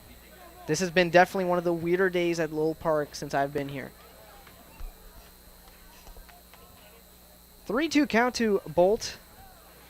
Bases loaded. Big pitch right here. 3-2 from Jonathan King. He deals. Popped foul, out of play again. And this at-bat still going, but we'll redo the 3-2. So if you're Jonathan King, Matt, what type of pitch do you throw here, bases loaded, 3-2? I mean, honestly, whatever you can throw for a strike. And right now that's looking like a fastball for him. So I think he's going to go fastball right here. But, you know, if you're trying to catch the hitter off guard, you might go off speed, you know. But I think he's going to stick with a well-located fastball here. 3-2 to Bolt. Oh. Curveball low and outside. They check third base. He went around. So that's a strikeout for Jonathan King. 2 down, top of the 5th. And, well, he fooled him with a curveball. He couldn't hold up on that ball.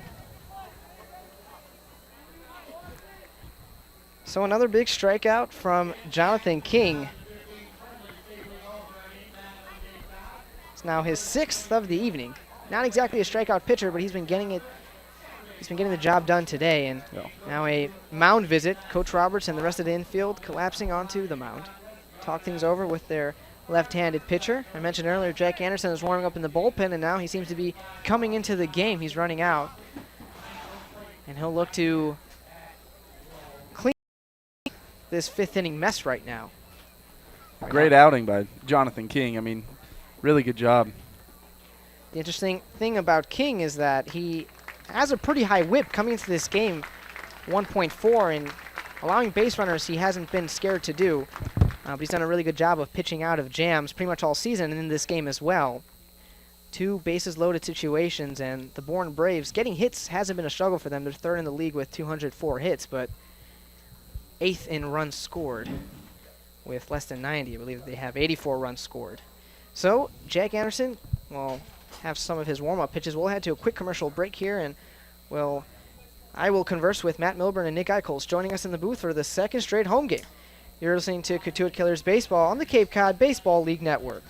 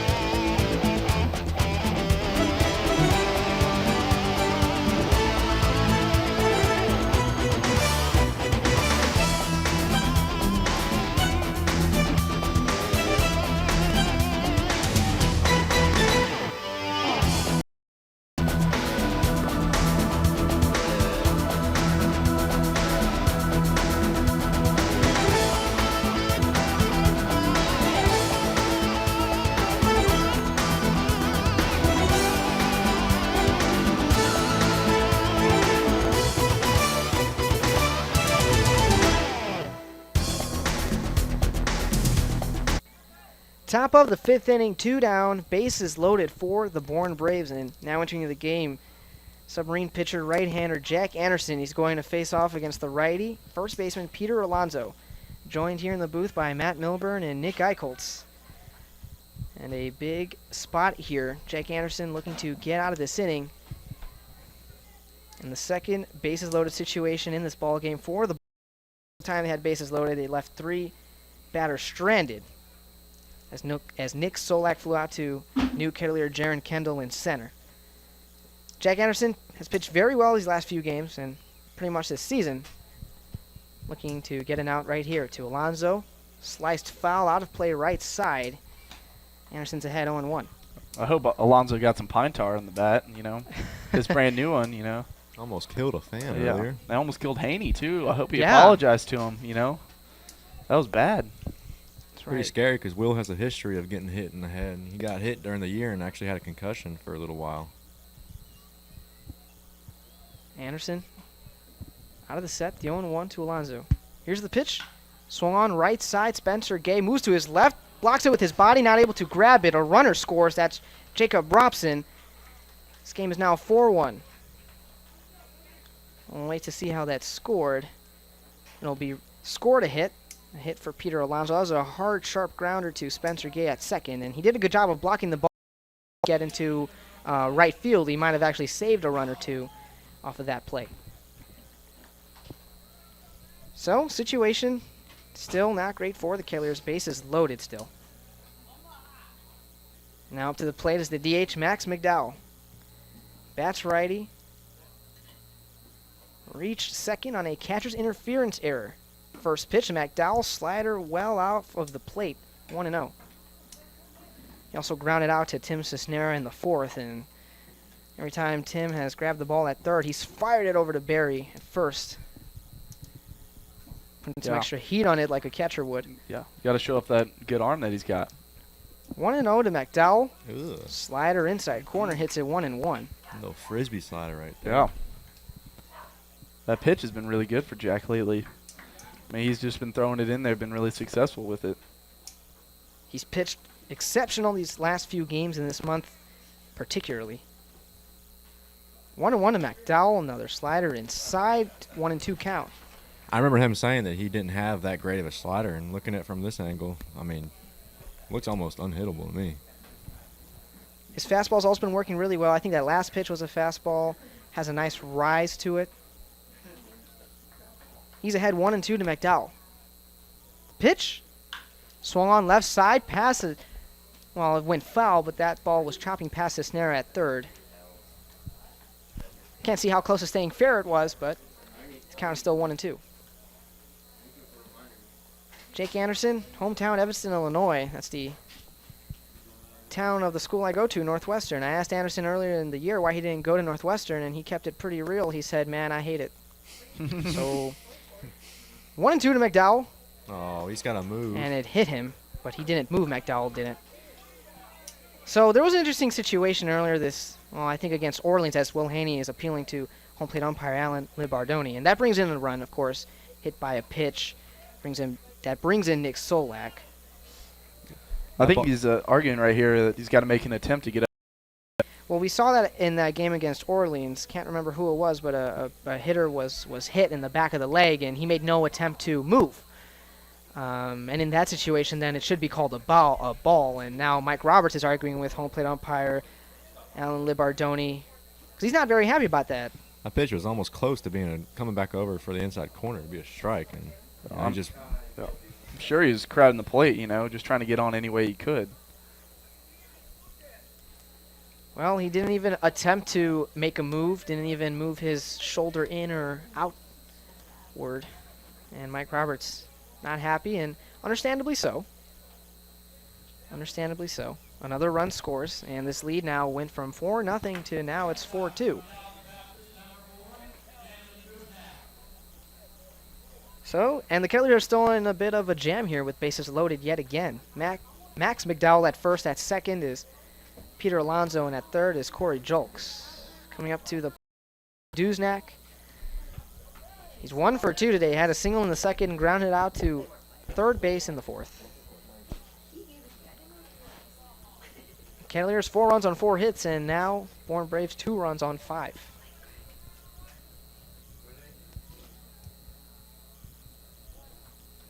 Jake Anderson looking for his sign.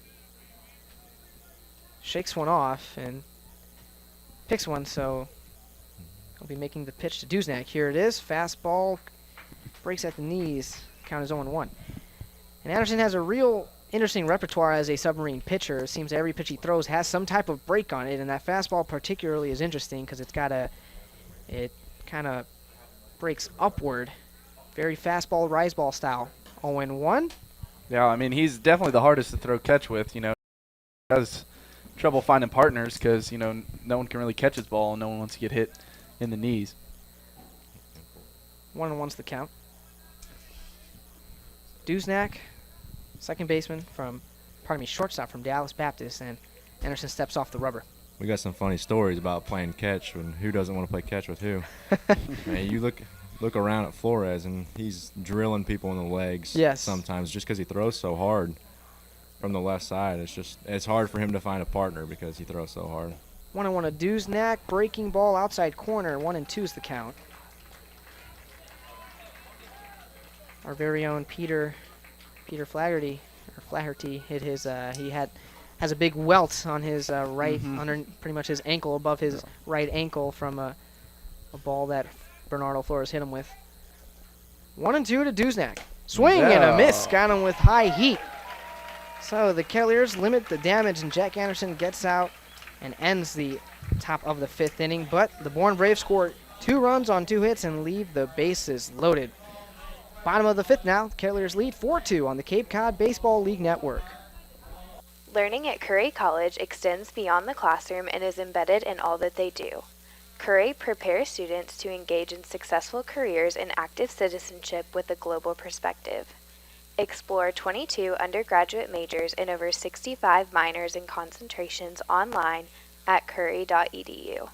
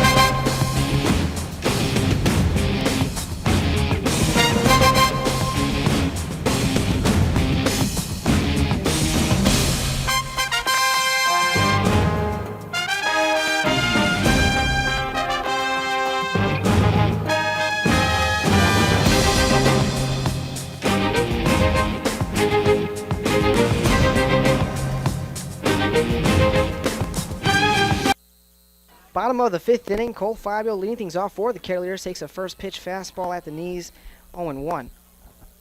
New pitcher in for the Bourne Braves, that's Andrew Raval. Goes to Kent State University, appearing in his 3rd game. Count is now 1-1 to Fabio. An ERA of .93. Booth by Matt Milburn and Nick Eichholtz. 1-1 to Fabio, fouled out of play right side. So today's been a really weird day here at Lowell Park. A ball was hit off the right field fence. Will Haney was called for catcher's interference, and a bat was flipped into the third base grandstands. And Nick, you're here with the shoot, I'm already forgetting the name of that. Popsicle? Popsicle, 1 and 2, slap to the right side, foul. What flavor is it? What do you got? Green apple. Mm. So you guys, yesterday was an off day. Did you guys enjoy it? What did you guys do? Well, it was. Oh. Fabio hits it to Duznak at short. Throw over to first for the out. Well, yesterday we worked camp. I worked camp, and then. Do you work camp too, Nick? I did not. Yeah. See, look at that. Yeah, I worked camp yesterday, and then worked out a little bit. Went with my buddy who plays for Hyannis. We went and swam a little bit at the neighbor's pool. Nick's host, brother was there, so old Harry, he was there, so it was a lot of fun. Just hung out with the host family. Yeah, I had to drive all the way to Providence. How come? Drop the girlfriend off at the airport, and then play a little round of golf. So it was a nice day. I think we're hitting the links tomorrow after the pancake breakfast. Ask him who won the first round. Maybe me, I don't know. Yeah, no one knows. 1-1 count to Jaron Kendall, the center fielder, new center fielder from Vanderbilt. He's 0 for 2 today. Struck out in the first and popped out to short in the third. 1-1 count. He struggled as a Kettleer so far. He's 0 for 7 with 4 strikeouts. The 1-1 to Kendall. Pulled foul. And boy, he really pulled that ball. It's that cheat swing. Buggy whip. Yeah. 1-2 is the count. And guys, today is a great day for me as a Cubs fan. The Crosstown Classic starting up. White Sox versus Cubs. The White Sox are leading the Cubs 1-0, but what are some of your favorite sports rivalries? Auburn and Alabama? Yes. Yeah, I mean, Nick would know the most about the rivalries because, Wofford's such a small school. There's not really much rivalries, but I've heard Wofford has some pretty good rivalries, like the Citadel and all that. No. 2-2 to Kendall. Hit to the shortstop. Duznak takes it on a hop, throw over to first for the out. Yeah, I mean, I would say, Red Sox Yankees, that's always the classic one. Number 2 hitter Brett Stevens now coming up to the plate. What about for professional sports? Anything that when you were younger maybe that you were really into? You said you were Red Sox Yankees. Yeah. I mean, I don't know. Dallas Cowboys against the Giants, pretty good one. A little biased from Dallas, but right. I like watching hockey, so any hocky rivalry is pretty cool. Yeah. If you think about it. What team do you root for? I'm a Lightning fan because I'm from Tampa. Oh, that's right. It was pretty fun this postseason to watch them, make their little run at it. Yeah, it was a good series, and Blackhawks, the real dynasty, 3 of the last 6. 1-1 to Stevens. Whoa, and that ball got away from Rayball. They got lucky. 2-1's the count. They got lucky. Well, there was the parade that happened in Chicago not too long ago. 2-1. Fastball missed upstairs, and I've never gone to any, but this one looked a lot of fun. I live in a southwest suburb of the city, so a lot of Blackhawks fans from where I'm from. Stevens, fastball misses low. He draws a walk. Yeah, I went to a parade. My first and only parade was when the Dallas Mavericks won, and that was a lot of fun. I live so close to the stadium, the arena, that I just rode my bike there and just there was thousands and thousands of people. It was crazy, and that was the first championship. For the Mavericks, I'm pretty sure. So that was a huge deal. And I don't think they're going to have another one for a while, especially after DeAndre Jordan left. So. Now, do you call a technical foul on that play? I mean, he gave that team his word and then reneged in the 11th hour. Yeah, I know. It's just a bad guy, but it's probably the best for the Mavericks, because if he's that type of guy, they probably don't want him in the organization. They definitely want him in the organization. He's a That's stud. true, but they want him for his abilities. But you can't do that. I mean, that's just not human. It's bad. Yeah. 2-0 count to Pius. Pickoff attempt not in time. At first is Brett Stevens. Well, I read this morning that Ron Williams was making a move to try to get out of his contract with the Nets and sign with the hometown Mavericks. Would you be happy with that, Matt, or do you think he's past the hump? At any I'm pretty sure the team would be happy with anyone at this point. They're so bad, and I'm feeling really bad for Dirk.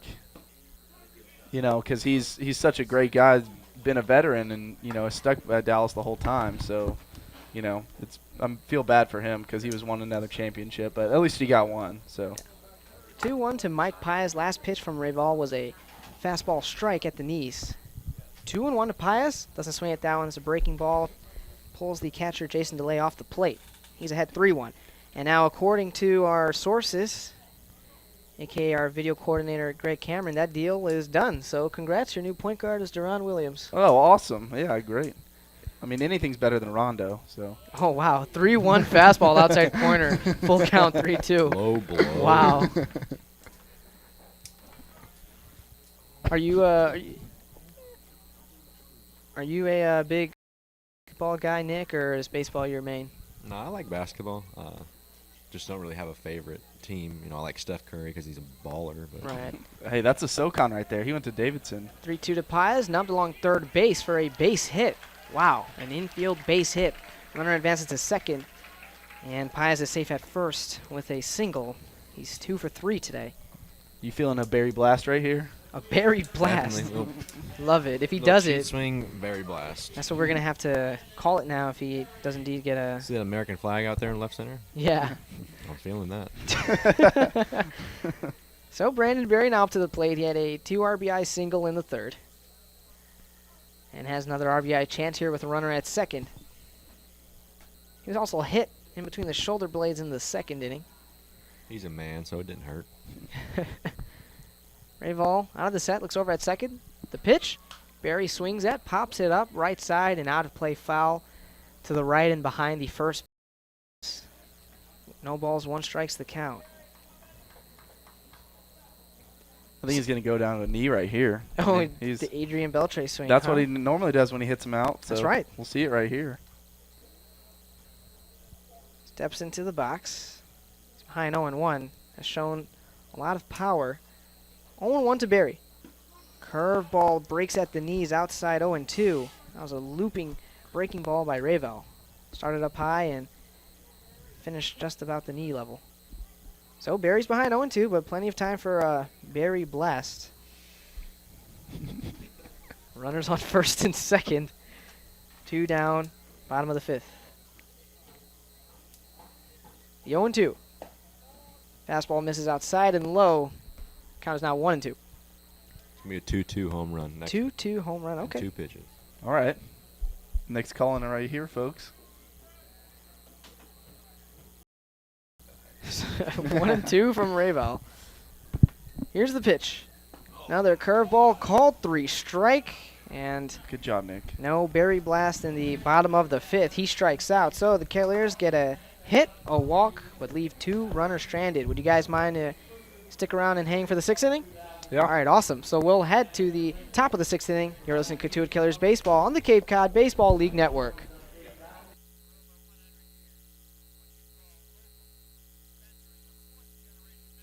Curry College extends beyond the classroom and is embedded in all that they do. Curry prepares students to engage in successful careers in active citizenship with a global perspective. Explore 22 undergraduate majors and over 65 minors and concentrations online at curry.edu.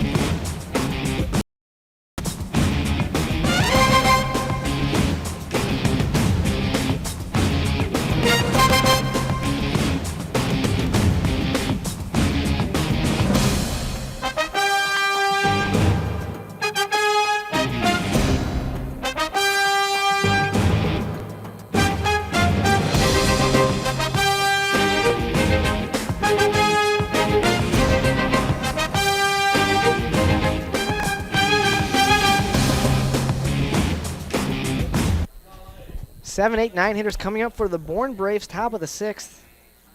Jake Anderson back out for his first full inning of work. He relieved Jonathan King in the 5th inning.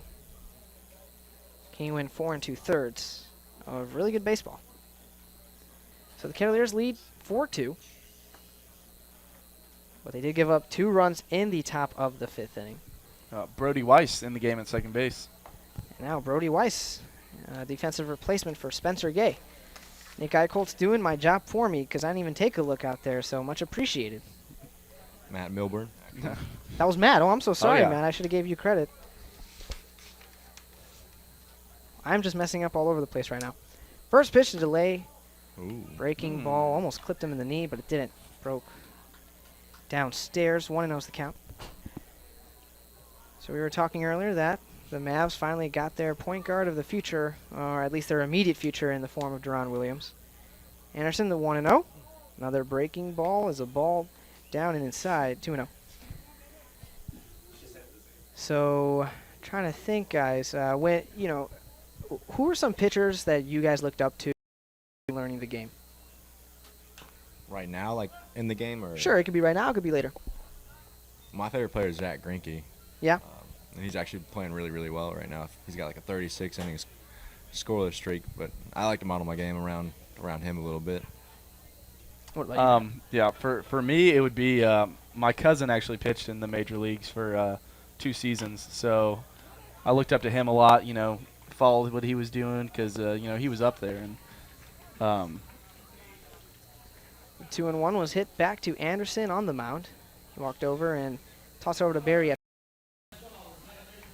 You're saying, Matt, that you had a cousin who played? Yeah. Chris Schroeder is his name. He was with the Expos actually when they was the Expos. Yeah, he was actually 10 years in the minors, which is a really long time, and he got called up to the Nationals, for 2 seasons, and he was a reliever, so I really I looked up to him, just try to mirror him and what he was doing, and but as for me as a pitcher, Mike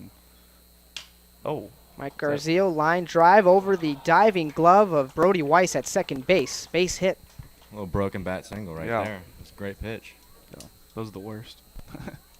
Yeah, I mirror it after Greg Maddux just because he can change speeds a lot, and he's a accuracy guy, and that's what I try to be. I don't have the best arm, don't have the best fastball, so I have to get outs other ways. So, and that's exactly what he did. So you definitely do have the biggest heart, though.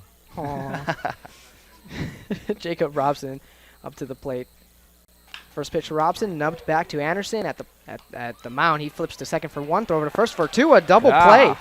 1-6-3 double play ends the inning. So the Bourne Braves score no runs on it and leave a runner stranded. We'll head to the bottom of the 6th inning here on the Cape Cod Baseball League Network with the Kettleers leading 4-2. And you guys, thank you so much for joining us today, or for me specifically, as Dan is, being lazy somewhere else. He's not even in the booth right now. No problem. Head to a quick commercial break. More Kettleers baseball coming up in just a couple minutes. Celebrate history and build for the future, brick by brick. That's the slogan for the Cotuit Kettleers engraved brick fundraiser. The bricks we engrave for you will replace the blank bricks in the plaza area behind home plate. Cheer on the Kettleers, honor that special someone, celebrate a life event, or recognize your business. These are only a few examples of what you might want on your engraved brick. To get started, visit the Kettleers website at www.kettleers.org or stop by the tables under the red tents at all Kettleer home games.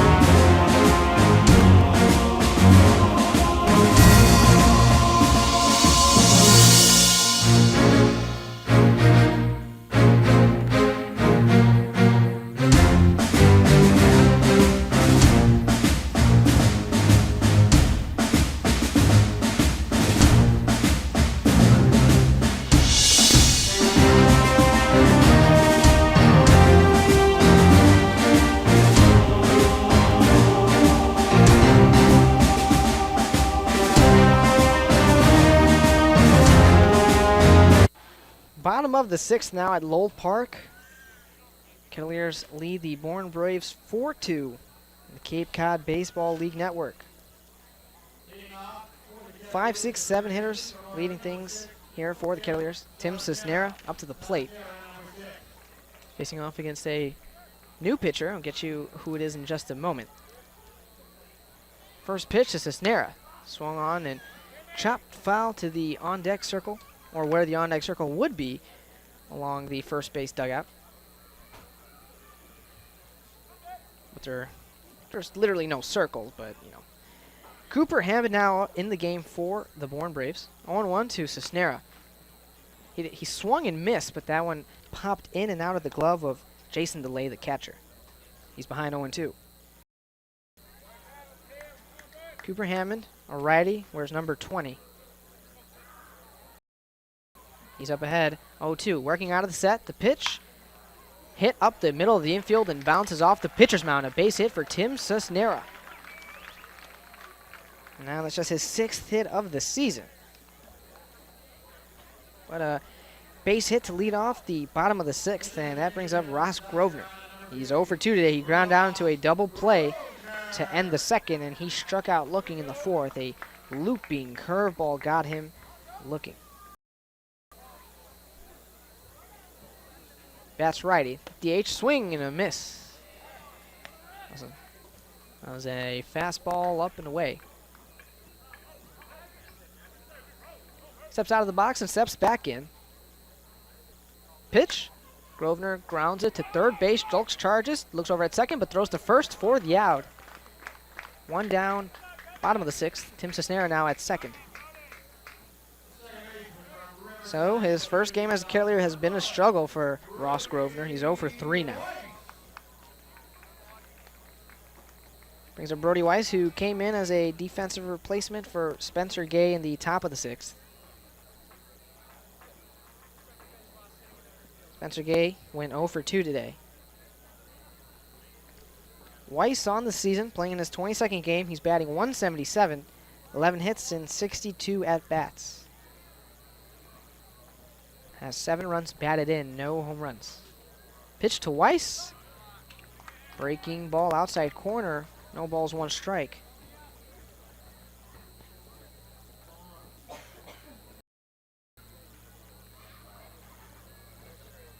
So Andrew Raval went 1 inning pitch, and Cooper Hammond coming in relief of him. Another pitch at the knees, 0-2 is the count. Alex Robles went 4 innings, gave up 4 runs, 4 hits, none earned, and 4 strikeouts. A lot of force.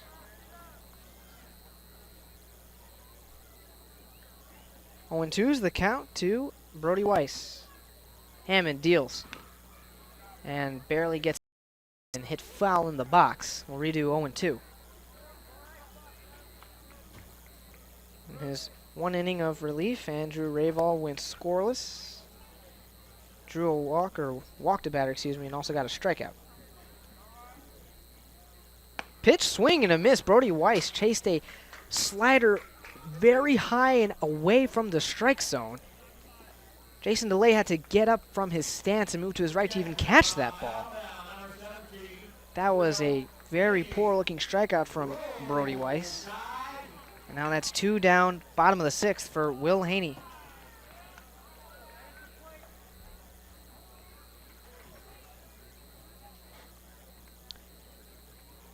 First pitch to Haney. Slider outside, clips it, 0-1. Haney is 0 for 2 today. But does have a run scored. He reached base safely in the 3rd off an error. And then scored. 0-1 to Will Haney. Checks his swing. That was a slider outside. 1-1's the count. So 1 base runner on second. That's Tim Cisnera. He had a base hit to lead things off here in the bottom of the 6th, getting just his 6th hit of the season. 1-1 to Haney. Sliced high and out of play to the right side, to the right and behind the first base bleachers. So he's behind 1-2. Haney hasn't struck out today, but he has 11 Ks in the month of July. Cooper Hammond out of the set, looks over at second, deals the 1-2. Haney swings at that pitch. That was an off-speed pitch that he kind of had to slow his swing to catch up with. We'll redo 1 and 2. He steps out of the box and steps back in. He was hit by a broken bat earlier in this game. Peter Alonso, after letting go of the bat and having it go into the third base grandstands, he swung at a ball and it broke and it hit Haney. Off-speed pitch, pulls, delay out from behind home plate again to his right. Evens the count 2 and 2. So after Alonso launched one into the stands, he swung at a ball, broke the bat, and it hit Will Haney. He had to be tended to between half innings. 2 and 2 to Haney. Swing and a miss. Chased an off-speed pitch and was burned. 2 straight strikeouts for Cooper Hammond. The Kettleers get a base hit but leave a runner stranded at second and go scoreless. We're through 6. They lead the Bourne Braves 4-2 on the Cape Cod Baseball League Network. Unique insider's view of the most prestigious amateur baseball league in the nation, Baseball League's official social media accounts. Follow, like, and retweet the news on Facebook, Twitter, and Instagram, and get the latest scores, transactions, and year-round updates of present, past, and future CCBL players. Hashtag CCBL takes you straight to the hot topics.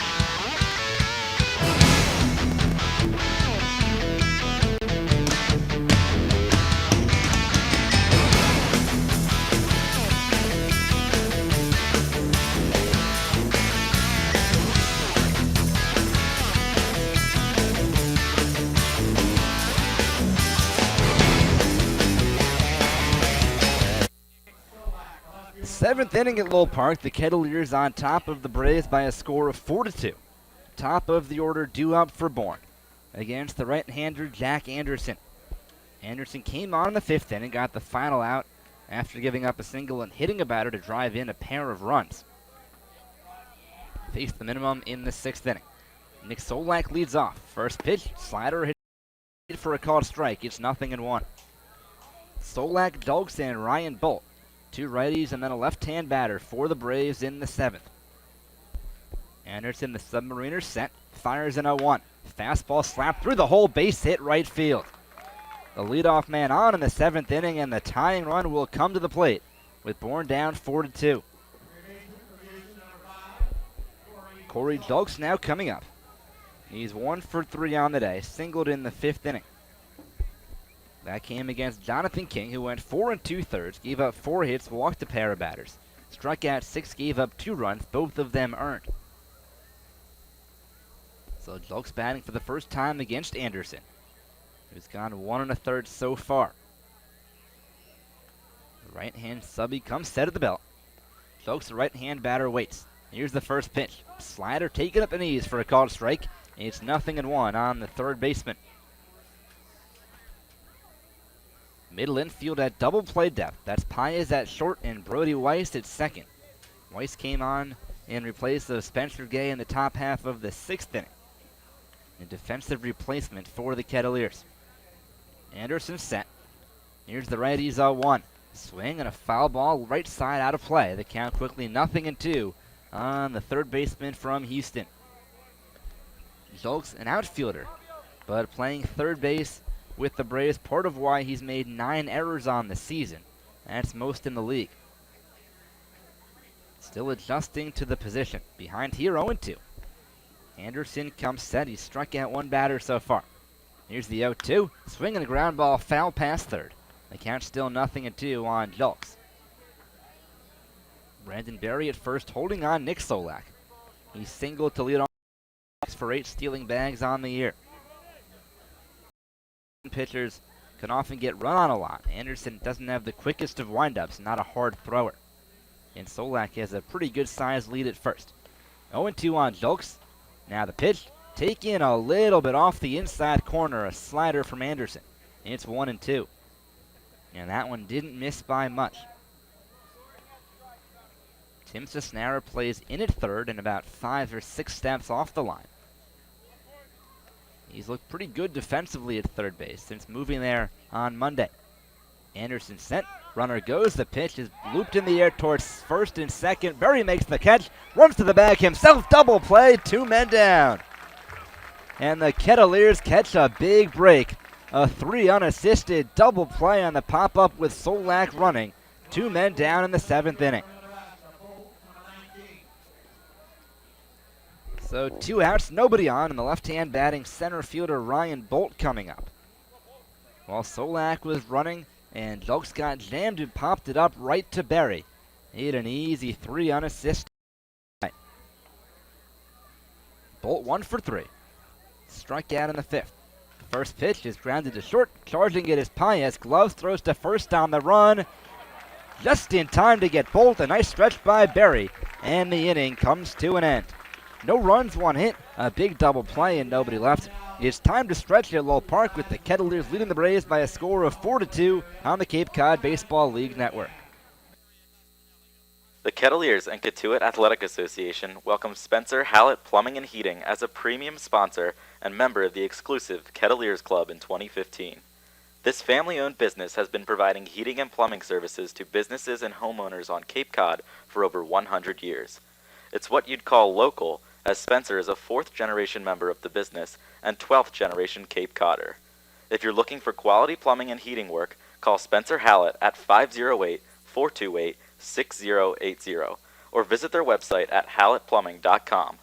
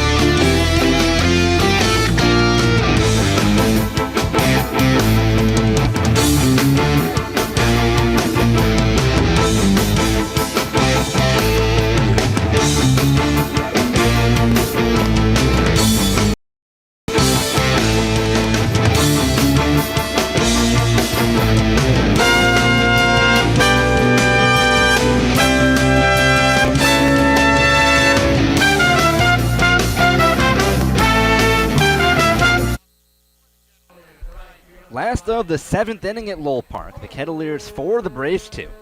And Cotuit sends 9-1-2 up against the right-hand submariner Cooper Hammond, beginning his 2nd inning of work. Pitched around a leadoff single in the 6th inning. Right-hand batting right fielder Cole Fabio leads off the 7th. Hammond deals, he squares to bunt, drops one down third base side, charging his Jokes, throws to first down the run in time. A nice play by Corey Jokes on a pretty darn good bunt off the bat of Cole Fabio. One pitch and one man down. 7th. Well, Fabio might have squared a little bit too early, and Jokes was playing in. A nice play to get the infielder turned outfielder. So 1 up, 1 down, and Jaron Kendall coming up. He's 0 for 3 today, 0 for 8 in his 2 games with the Kettleers. But had a very good year at Vanderbilt, the team that lost in the College World Series Finals to Virginia. Left-hand batter, first pitch is taken outside from Hammond, 1-0. After Kendall, Brett Stevens will hit in the home half of the 7th inning. Cotuit leads 4-2 and looking for more.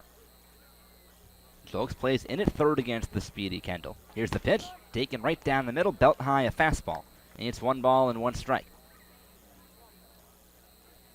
Sun is setting to the left side of the field. About half the field covered in shadows, half of it still in sun. Here's the 1-1.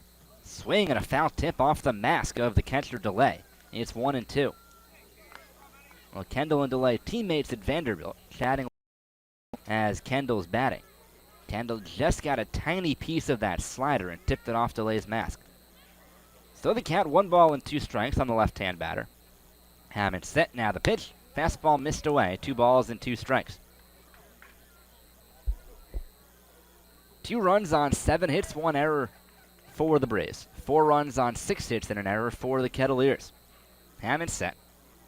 Now the righty's 2-2. Swinging a chopper towards third. Past the diving Jokes. Backhanded by Duznak. He is no play. And Jaron Kendall has his first hit as a Cotuit Kettleer. That breaks an 0 for 8 skid to start the season for the outfielder.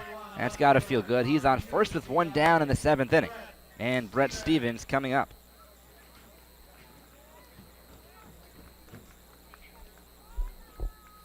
Stevens is 1 for 2 on the day.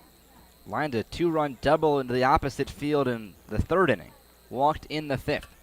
Left-hand batter. Hammond spins, throws to first, and Kendall dives back in safely. The lefty Mitch Stallings throwing in the bullpen for Cotuit. Jack Anderson's gone 2 1/3 innings so far, so we'll see who comes on to begin the 8th. Kendall runs, the pitch is outside, throw to second by Delay is not in time. Might have been in time, but Duznak couldn't hang on to the throw. Kendall dove in headfirst under it, and he's on second with a stolen base. No, third base umpire Brian Troop took a while to make his call right there. The throw certainly beat Kendall, but Duznak on a swipe tag couldn't hang on. Would have been a very close play. 1-0 on Stevens. Kendall now on second. The pitch, swinging a ground ball right back to Hammond. He snags it, throws behind Kendall at second. Duznak's got it, runs him to third, throws to Jokes, who runs him now back to second, applies the tag. 1 to 6 to 5 on the fielder's choice, and Stevens is safe at first. That was a great play by Hammond, too, an absolute scorcher up the middle. That was heading right into center field, and Hammond just stuck his glove out and snagged it, and Kendall caught a little bit too far off of second base. So 2 men away in the 7th inning now. Mike Paez coming up with Brett Stevens on first base. 4-2 Cotuit. Paez 2 for 3. Hammond set and deals. Slider swung on and popped up. First base side and foul ground. Delay gives it a look and runs out of room. It lands on the top of the Braves dugout. So the count 0-1 on Mike Paez. Paez struck out his first at-bat, singled, stole a base, and scored in the 3rd. And singled in the 5th on about a 50-foot dribbler up the 3rd baseline. Now is an 8-game hitting streak. And continues to boost that average. Above 320. Hammond set the 0-1. Fastball missed up and away. The count evens on the shortstop out of Coastal Carolina. Outfield plays straight away against the right-hand batter. Jokes plays well behind the bag at third. Here's the 1-1. Swing and a high fly ball to left field. That one's pretty well hit. Chasing back is Solak. Near the fence in the corner. He leaps and he makes an incredible play. What a grab by Nick Solak. He takes a run from Mike Paez and the inning is over. Solak got back to the fence all the way in the corner, leapt up, used his right hand to brace himself, and reached over the fence and takes back a home run. What a play by the second baseman playing left field to end the inning.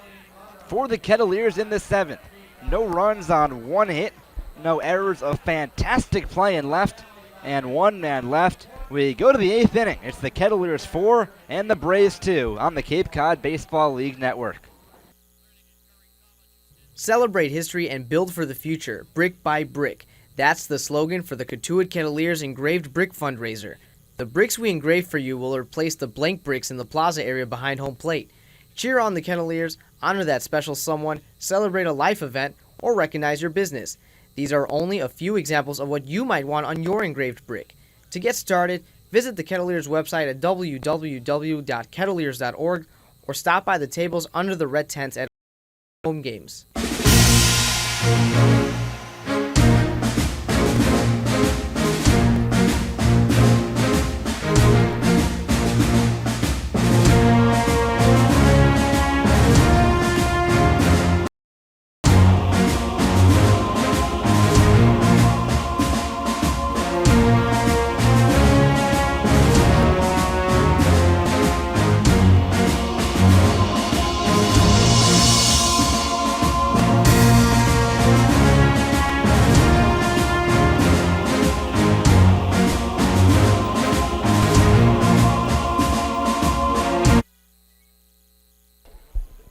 We're on to the 8th inning at Lowell Park. Cotuit 4, Bourne 2. With Axel Boada, I'm Dan Silverman. Thank you for joining us. And what a play by Nick Solak to end that last half of the 7th inning. Mike Pius said it would look like his second home run in as many games. And, well, Solak's glove said otherwise. Jack Anderson will begin the 8th for Cotuit. He came on in the 5th. Peter Alonso leads off. Righty on righty. Anderson deals a slider on the outside corner for a called strike. It's 0-1. And Dan, Nick Solak, an infielder by trade, for making the incredible home run robbing catch in left field. That one just into the corner. Here's the 0-1, down and in a slider. It's 1 ball and 1 strike. A lot of height on that fly ball from Paez. Had enough hang time for Solak to get back to the wall. About 2 or 3 steps in from the foul pole, he used his right hand, his throwing hand, to help push himself up over the fence, snuck the glove over, and came down with it. A fantastic play. 1-1 on Alonso. Anderson kicks and fires. The slider inside is 2-1. And in a 2-run ball game, aside from that being a spectacular catch, that has a lot of big implications on the game itself, because this lead is just 2 runs. Isn't exactly a safe lead for the Kettleers. Justin Dunn, the closer, now throwing in the bullpen. Here's the 2-1. Check swing at a fastball inside and no swing. So the count 3 balls and a strike on Peter Alonso leading off the 8th inning. Alonso, Dowell, and 4 balls. This isn't the first Jack Anderson against them. I realized baseball then importantly left me with many memories and relationships I will always hold close. Mike Ford with his Cotuit replay, brought to you by the Bank of Cape Cod with branches in Hyannis, Osterville, and Falmouth.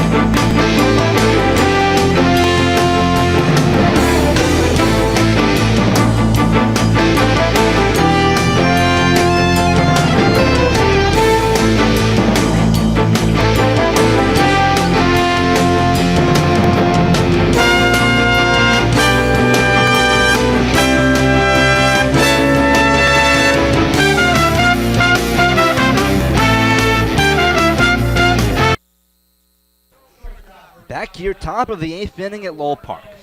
With Axel Boada, I'm Dan Silverman.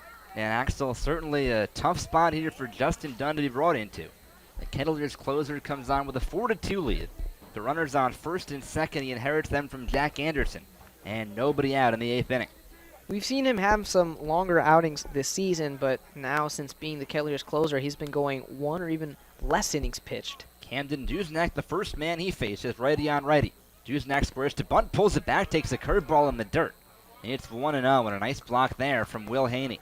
The last time Justin Dunn pitched 2 innings came against Hyannis. He pitched 2 1/3 in that ball game, and that was a 1-2 loss at Hyannis, and he was credited with the loss. And a couple nights before that against Harwich, he pitched 2 innings, was also credited with the loss. Looks to close out a win here. Duznak squares. Here's the 1-0. Tries to bunt and misses. It's 1-1.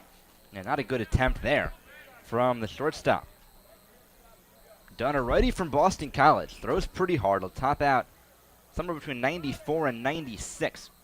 Making his 8th appearance of the year. He's 0-2 with a 2.53 ERA.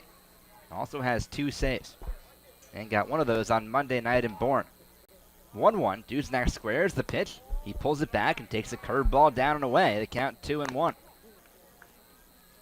And on those bunt attempts, Tim Cisnera at third, running way in. Mike Paez, the shortstop, running over to third base to cover. So the Kettleers trying to get that lead runner if Duznak bunts one hard enough. Dunn behind 2-1 with nobody out. Would expect Duznak to still be bunting here. And the right-hand batter squares as Dunn comes set. Looks to second, now the 2-1. He drops one down, but it kicks foul first base side. It's 2-2. Now with a 2-2 count, more likely than not, Camden Duznak is going to abandon trying to bunt out of fear of bunting it out of play, because that would be an out. So Kettleers perhaps catching a break here with Love a ground ball. And Duznak just unable to get the bunt down in a situation where, plain and simple, you have to get it down. So we'll see what he does. 2-2 the count. Runners lead off of first and second. Alonso on second, McDowell on first. A walk and a hit by pitch from Anderson. And tries to pitch out of the 8th inning, still ahead. It's 4-2 Cotuit. 2-2 pitch. Swing and a high fly ball to left center. Stevens and Kendall running over. Kendall makes the call, and the center fielder makes the catch. And both runners retreat back to first and second. And if you're Camden Duznak, you walk out pretty upset with yourself. He had one job to do and couldn't get it done.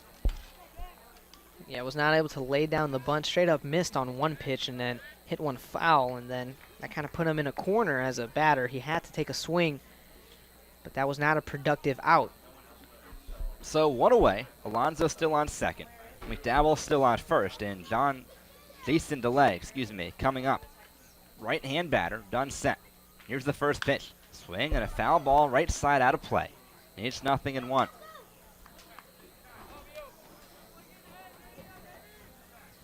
Cisnero plays in at third. Middle infield bag hoping for a ground ball to turn 2. Brandon Berry at first plays off the line and well behind the runner McDowell.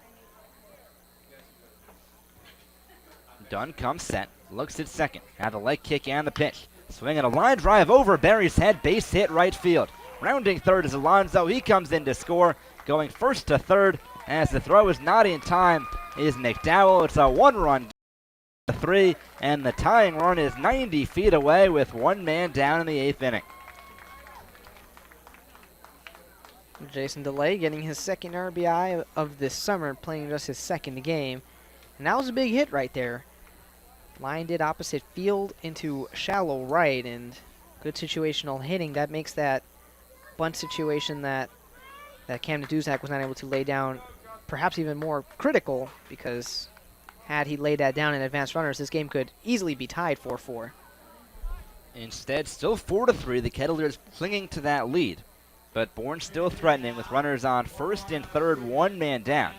And now we'll have a pinch hitter, Vince Fernandez, will come on and hit for Mike Garzillo.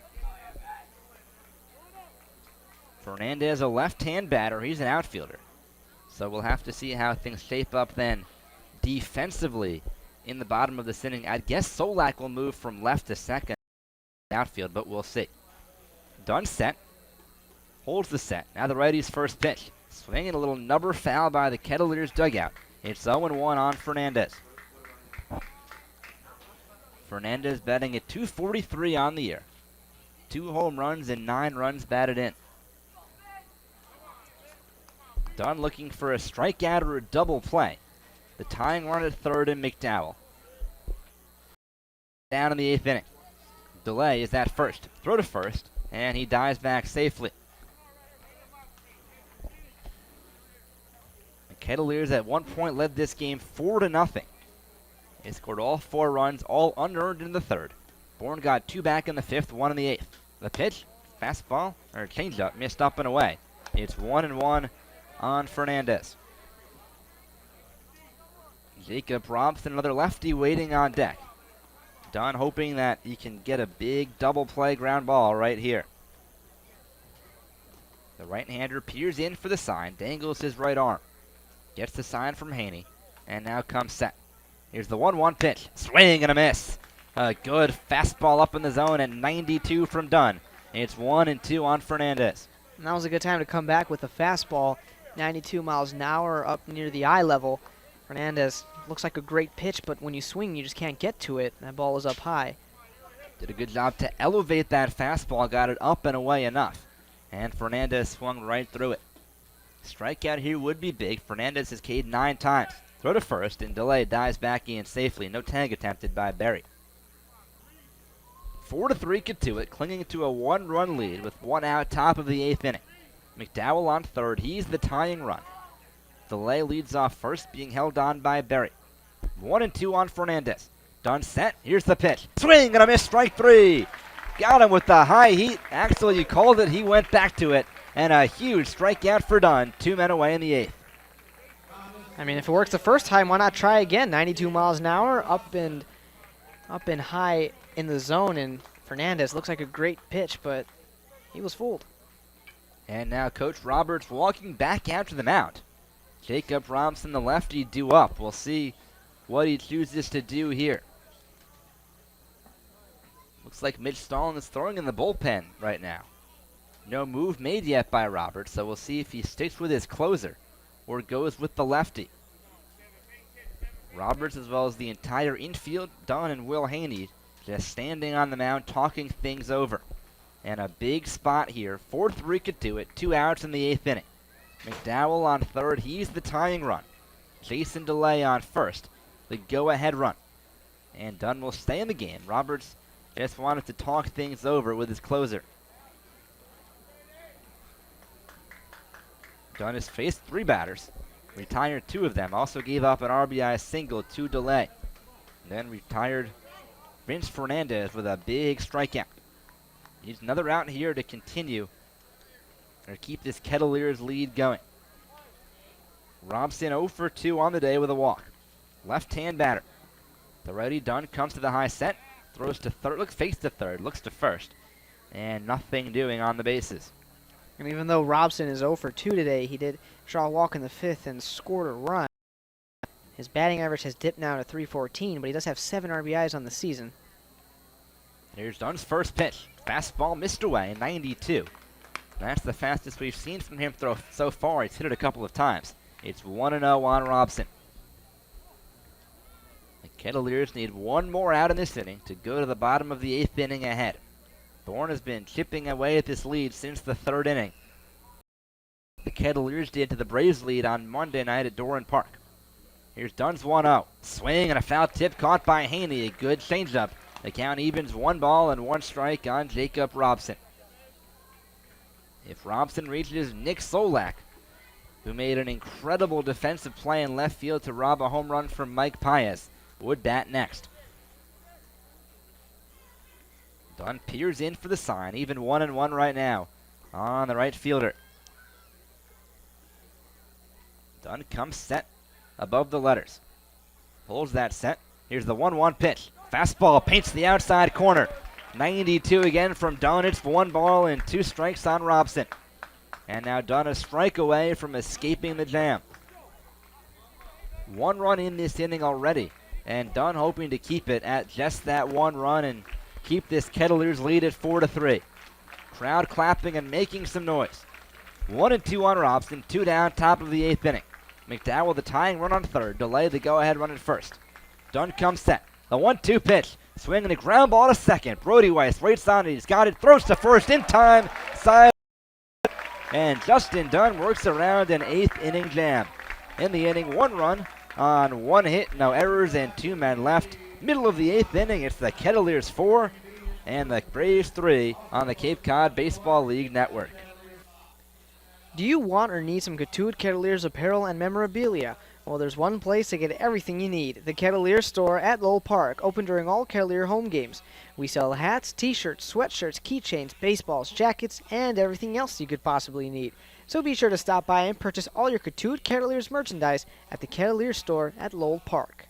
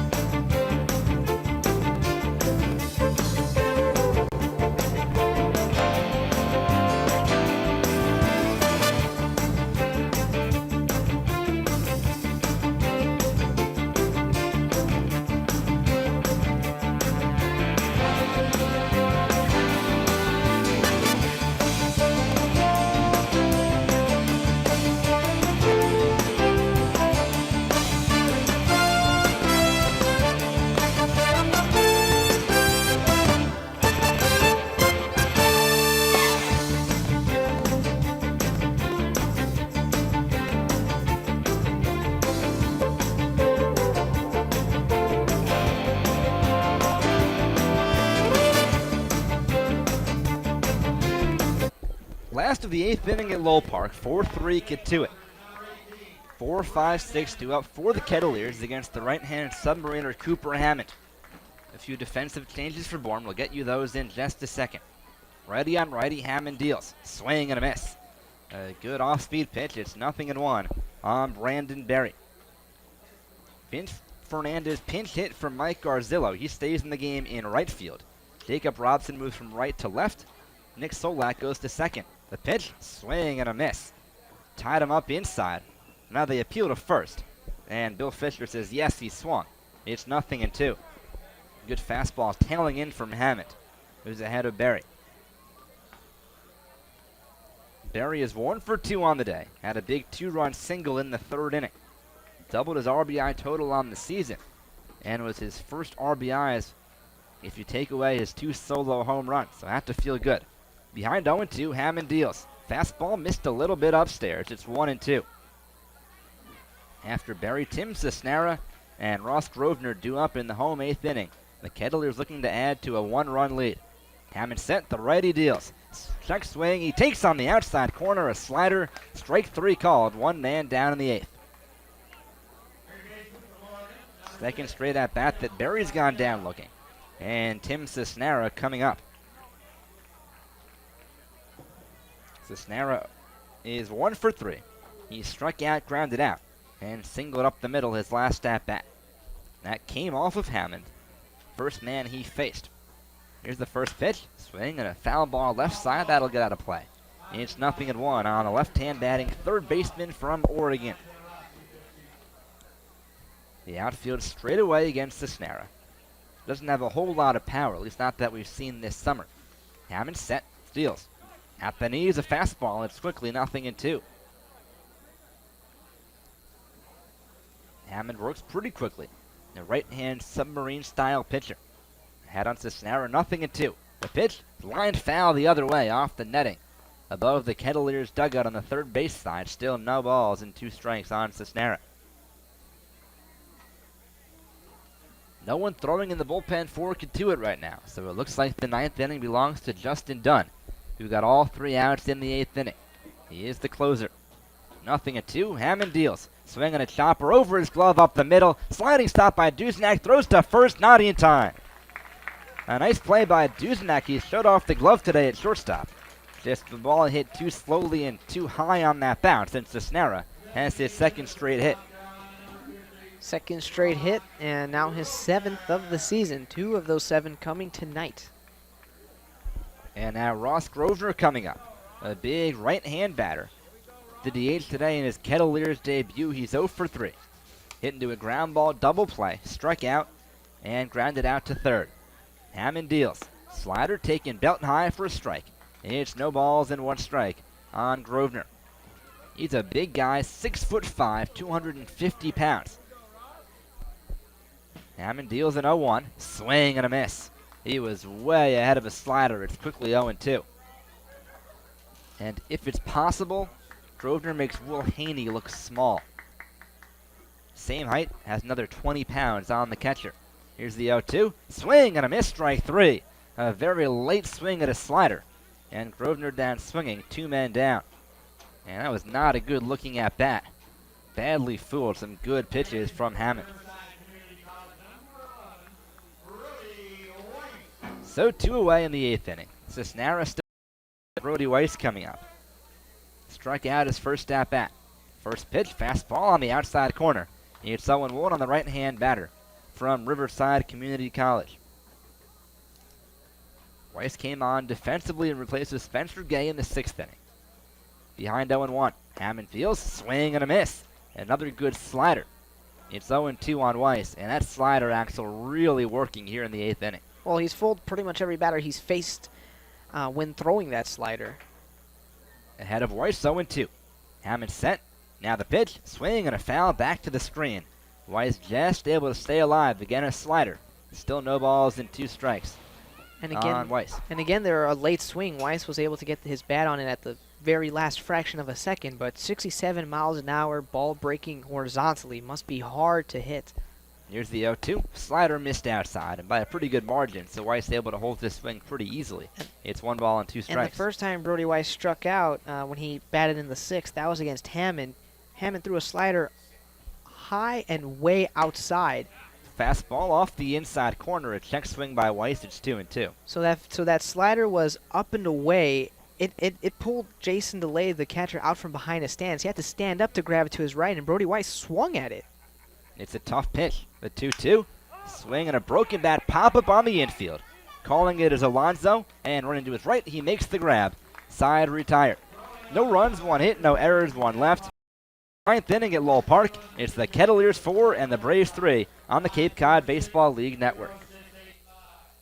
Stop by the Kettleers Kitchen when visiting Lowell Park for the best food in the Cape League. Enjoy clam chowder, chili, nachos, hot dogs, popcorn, sausages, pizza, turkey wraps, ice cream, candy, and more.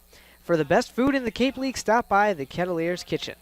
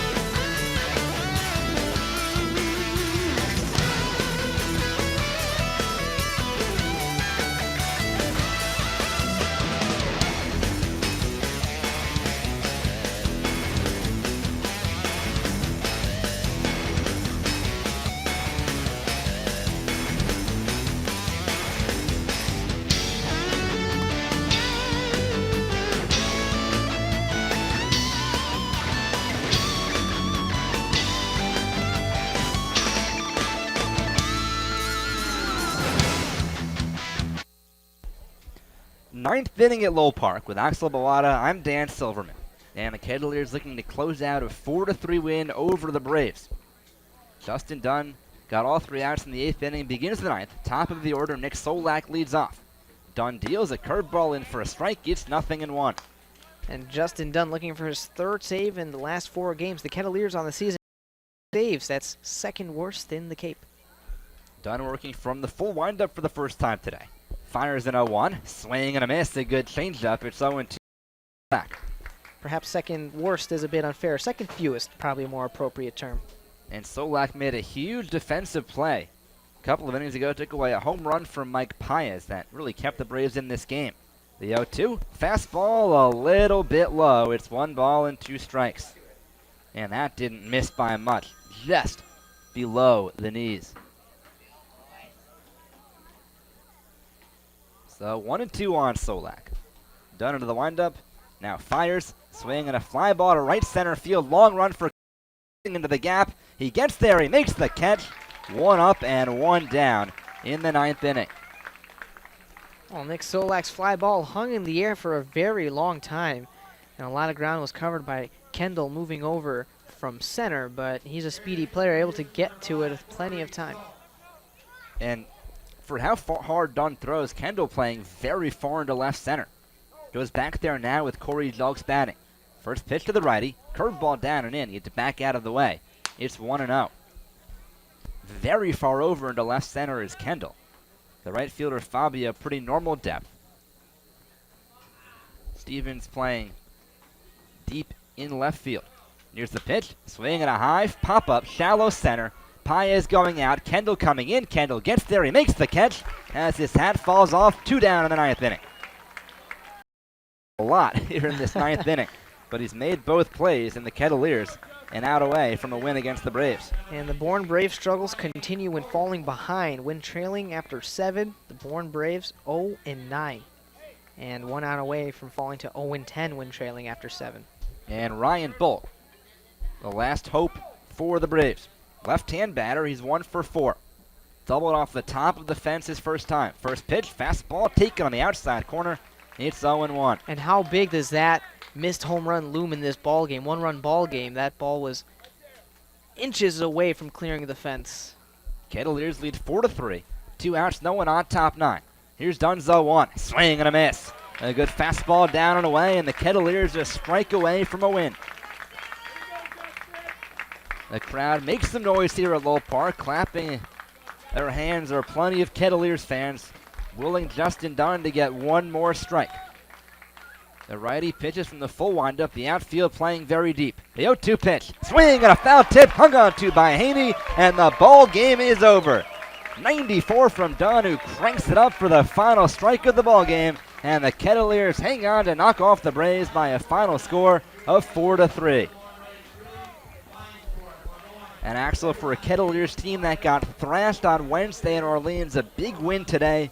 The pitching great from King. Jack Anderson did a good job in relief as well, and Justin Dunn, when it counted, did fantastic job in the 8th inning and goes 1-2-3 in the 9th inning for his 3rd save of the year, a 6-out save, and a big win for Cotuit. And Dunn showing that even though he's pitched a lot so far in this last week or so, he was fresh, able to get the 6 outs, the 2 innings, and the Kettleers most impressively, offensively, it's been a struggle for them to score runs. 4 runs doesn't inspire a lot of, well, not to say that this team is going to turn around just based off of 4-run performance, but those 4 runs coming in the bottom of the 3rd. They were held scoreless every other inning, but making a count and capitalizing on errors by the Bourne Braves. Corey Julks overthrew the first Bonzo, and that's how Will Haney was able to stay safe in the 3rd, and he was the first run to score 1 of 4. And nice to see as well Brandon Berry get a 2 RBIs off a single, as he's been a pretty good offensive player for the Kettleers, getting on base and scoring, but not so much getting hits and driving in runs. And the offense was there in that 1 inning, helped out big time by a Corey Julks error. But take advantage of bad plays by the other team. The Kettleers did that and did it just enough to hang on for a 4-3 win.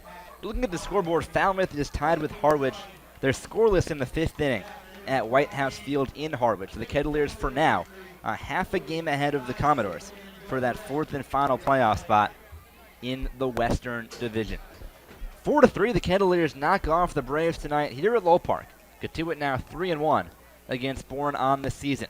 The next game for the Kettleers tomorrow night at 7 o'clock as the Kettleers travel off the Cape to take on the Wareham Gatemen at Spillane Field. And the Kettleers then return home on Sunday. A 5 o'clock start here at Lowell Park as the Kettleers host the Brewster Whitecaps. So, well, the Kettleers, just as you said, Dan, coming off that loss, a pretty good victory after a pretty poor performance at Orleans, and looking, of course, to take advantage of this win, perhaps a Falmouth loss. We'll wait and see. So the Kettleers win 4-3, a big win over the Braves tonight. Jack Anderson gets the win. Alex Robe, Austin, Justin Dunn earns his 3rd save of the year. So for Axel Bawada, I'm Dan Silverman. Thank you for joining us tonight. Once again, the final score, the Kettleers 4 and the Braves 3. We'll see you tomorrow night in Wareham.